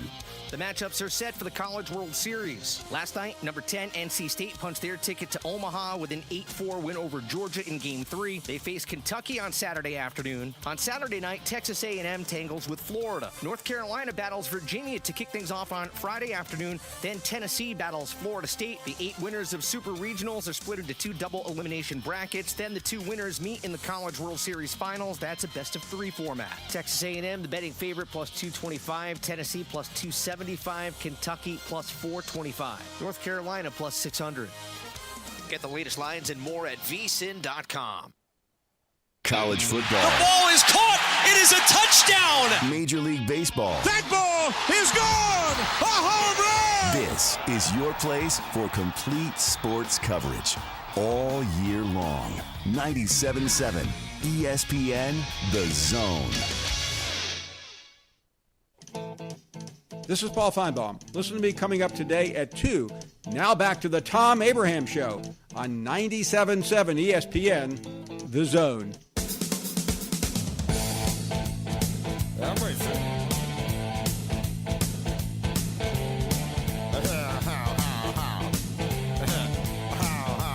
The segment of the Thom Abraham Show is brought to you by Mike Owen and Owen Home Appliance Center. You know, it's freezer season over there at Owen Home Appliance Center. Don't let that rising temps, by the way, this weekend, 90, 90, 90. That's Friday, Saturday, Sunday. So don't let that freezer be on its last leg and get taken out by the rising temps, and then you lose all that good deer meat that you got in there from over the fall or whatever you got in there now, the half a cow that you bought or whatever. Check out the name brand, frost-free, upright, and chest freezers at Owen Home Appliance Center. More affordable than you think. They are in stock and they're ready to go, ready to be delivered. And look, while supplies last, you can get a $50 gift card towards the purchase of Wagyu beef when you purchase a freezer to start your freezer out with that Wagyu beef in there. Check out their Lacey Springs location. It is a totally interactive showroom. It is incredible down there and it's only about 8 miles south of the river on 231. It's Owen Home Appliance Center. Quality products, quality pricing, quality service. It's right there in the name. Grizz, you got a deer in your freezer, don't you? You know, it's been quite a while, but no, I don't. Not anymore. No? Yeah. Did you used to deer hunt a little bit? Yeah, as a kid, yeah. That's good. That's a good job. Up until I was probably about 14. And Yeah. Then I kind of faded out of it.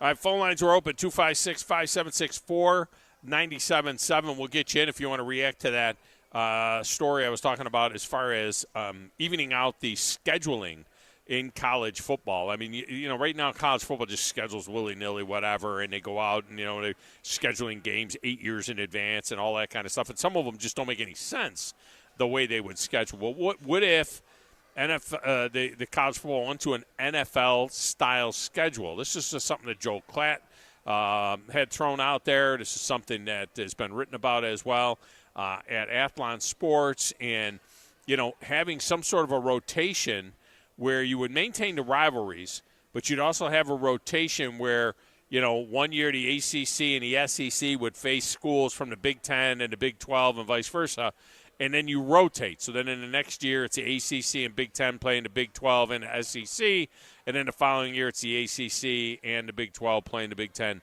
and the SEC. I mean, it kind of works out because there's 4 conferences now, and you know, it would work out that you would play 2 games against other Core 4 conference teams, and then you would have 1 game against the Group of 5.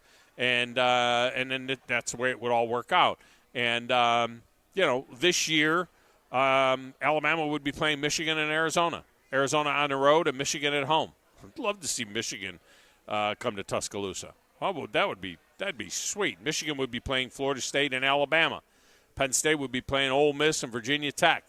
You know, Notre Dame already has their game with USC. They play USC and they play Arizona. You know, LSU would play West Virginia and Northwestern. Tennessee would play USC and TCU. You know, these are real games against, you know, real teams in those 4 conferences that you're competing with. But part of it would have to be everybody gets to 9 conference games. And we need to get there. You know, we really do need to get there. At some point in time, we got to get everybody to 9 conference games. And so anyway, if you like that idea, or if you don't like that idea, or if you like the way they do it now, you can react to that at 256-576-4977. All right. Grizz, you got our Tuesday Top 10 together? Give us a little Tuesday Top 10. 10, 9, 8, 7, 6, 5, 4, 3, 2, 1. It's the Tuesday Top 10. All right, Grizz, it was a Major League Baseball poll of players in Major League Baseball, and questions were submitted by fans, by the general public out there. And, you know, they had a pretty big response from Major League Baseball players responding to this poll. And the first question that was asked is, who's the best player in baseball? Who's the best player in baseball? Shohei? Yeah, that's the knee-jerk reaction. Yeah. 60% said Shohei. A designated hitter. You know, and look, he's not the best hitter in baseball, and he's not the best – he might be close to the best hitter in baseball. He's not the best pitcher in baseball, but he's a unicorn because he can do, you know, both things, you know, because he can do 2 things. But let me just say this about Ohtani. I mean, these are some of the comments, anonymous comments from players. There's no comparison. Everybody has a comp. Shohei has no comp. Shohei, Ruth, Babe, or Ohtani, no question. You know, that's kind of like the general thought on it. By the way, number 2 best player in baseball, according to Major League Baseball players, Ronald Acuna Jr. See 1A, 1B. I mean, there's. Yeah, 1A. I mean, come on. If you got a guy that can do what he did last year, and he's healthy, and I mean, he's I take Aaron Judge over Ronald Acuna Jr. Probably for the batting, yeah. I don't know about the fielding. Well, he's an excellent fielder, excellent center fielder. He's got a hose. I mean, he's got an absolute hose. Yeah. You know, I mean, Acuna brings the stolen base. You know, Judge has some of that, but not 70. You know, so Acuna brings the stolen base. He's got power. There's no doubt about it. But, you know, this is the second major injury now too. He's a smaller guy. It's the second major injury that he has had, in a relatively short period of time. Mookie Betts also, the third was a tie between Mookie Betts and Aaron Judge. And then Mike Trout was in there as well. Now, there's a guy that's never healthy.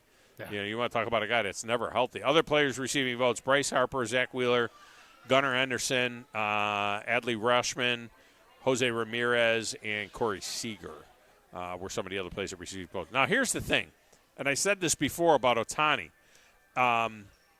We don't know about Ohtani because he played with the Angels all these years. He never played in a playoff game.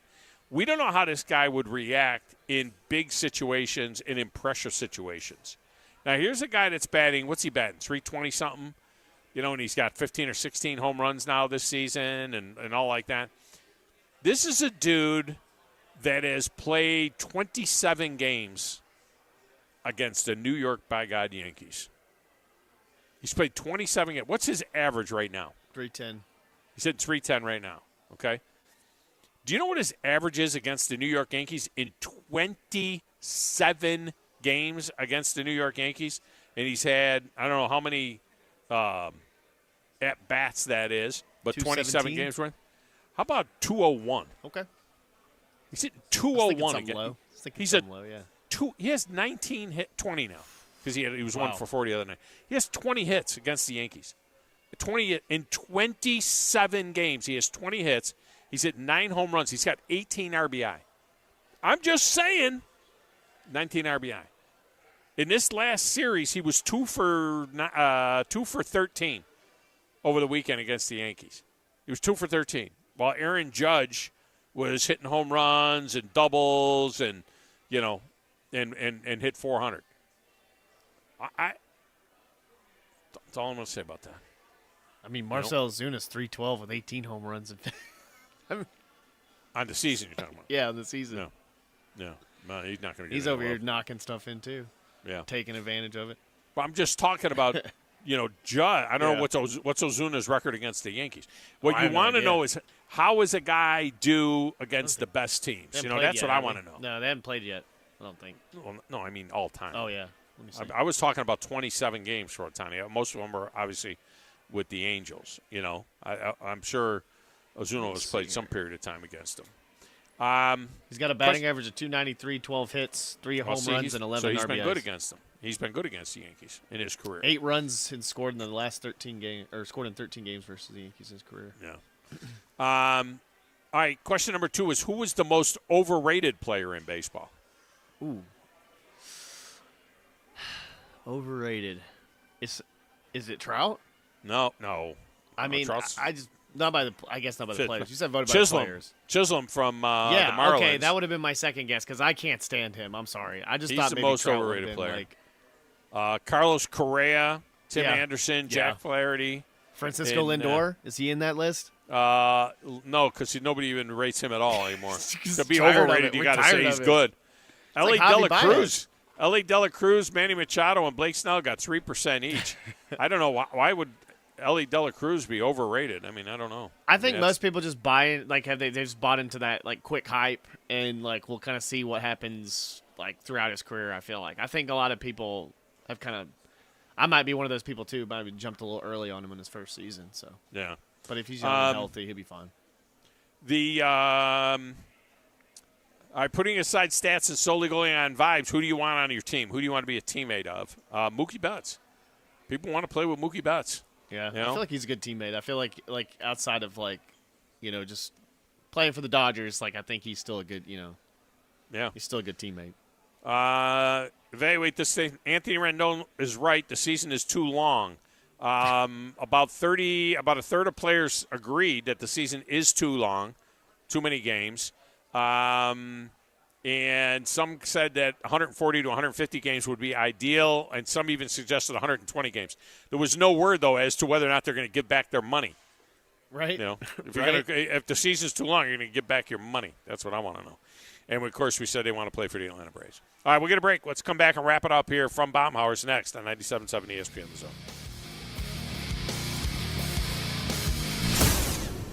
If you enjoy 97.7 ESPN The Zone for all the best in sports talk, you'll love Talk Radio WZZN on 97.7 HD2. Don't have an HD radio? No worries. Download the app by searching for Talk Radio WZZN on your phone.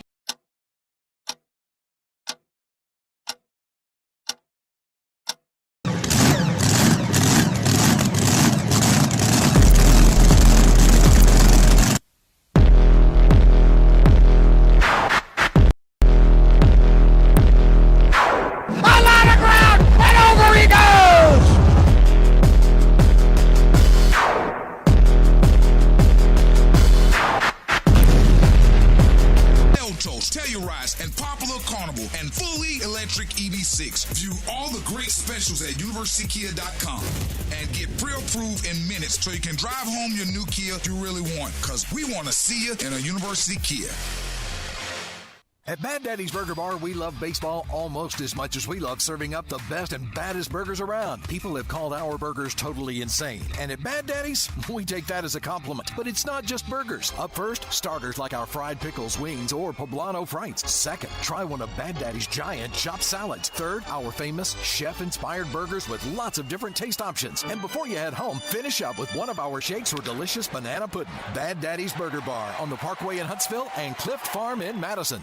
Normally, when you call a roofing company, all you hear is, you need a new roof. Not when you call Fleming Roofing and Restoration. Since 1965, the folks at Fleming have been focused on what you need, whether it's an easy repair or a full roof replacement, commercial or residential. And when it comes to storm damage, you want Fleming on your side. They know all the ins and outs of insurance claims and will guide you through the entire process. Log on FlemingHSV.com and book your free estimate today. Fleming Roofing and Restoration. We show up. Eagle Masonry and Installation. It's right there in the name. Eagle is your one-stop shop for block, stone, or brickwork, monument signs, and outdoor kitchens and fireplaces. Eagle also offers the finest craftsmanship and insulation, including fiberglass or spray foam insulation, and of course, insulation removal. Philip Love and his team have years of experience, bringing the region the best in masonry and insulation services. For more information and a quote, visit insulatewitheagle.com or call 256-755-1556. Eagle saves you time. Eagle saves you money.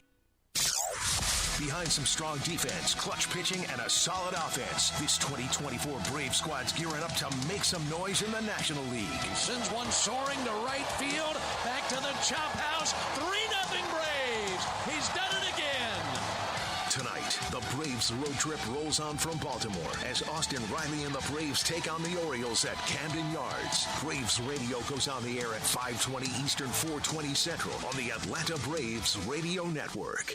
Our steady diet consists of food and football, and occasionally some baseball and hoops. Did you eat a lot of paint chips when you were a kid? 97.7 ESPN The Zone.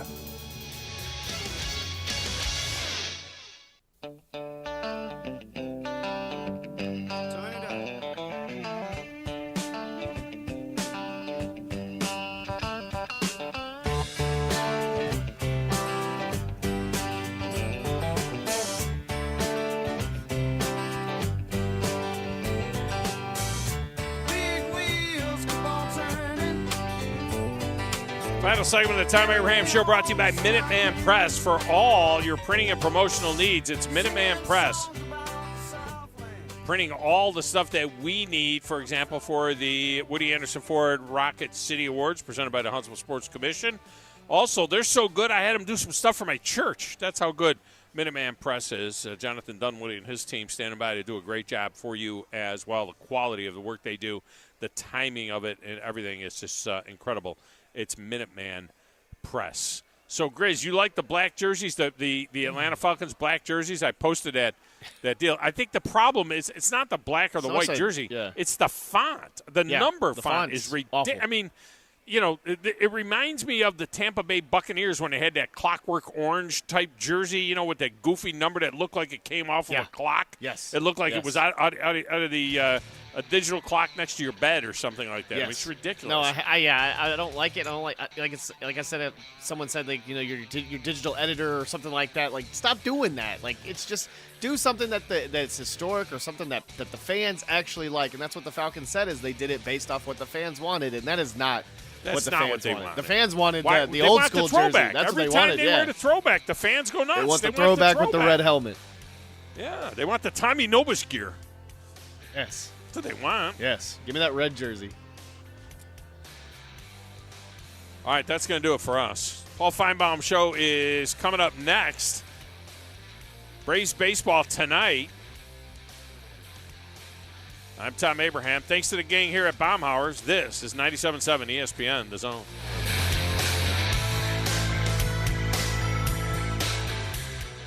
Tom Luganville here for my friends at Woody Anderson Ford. Bobby White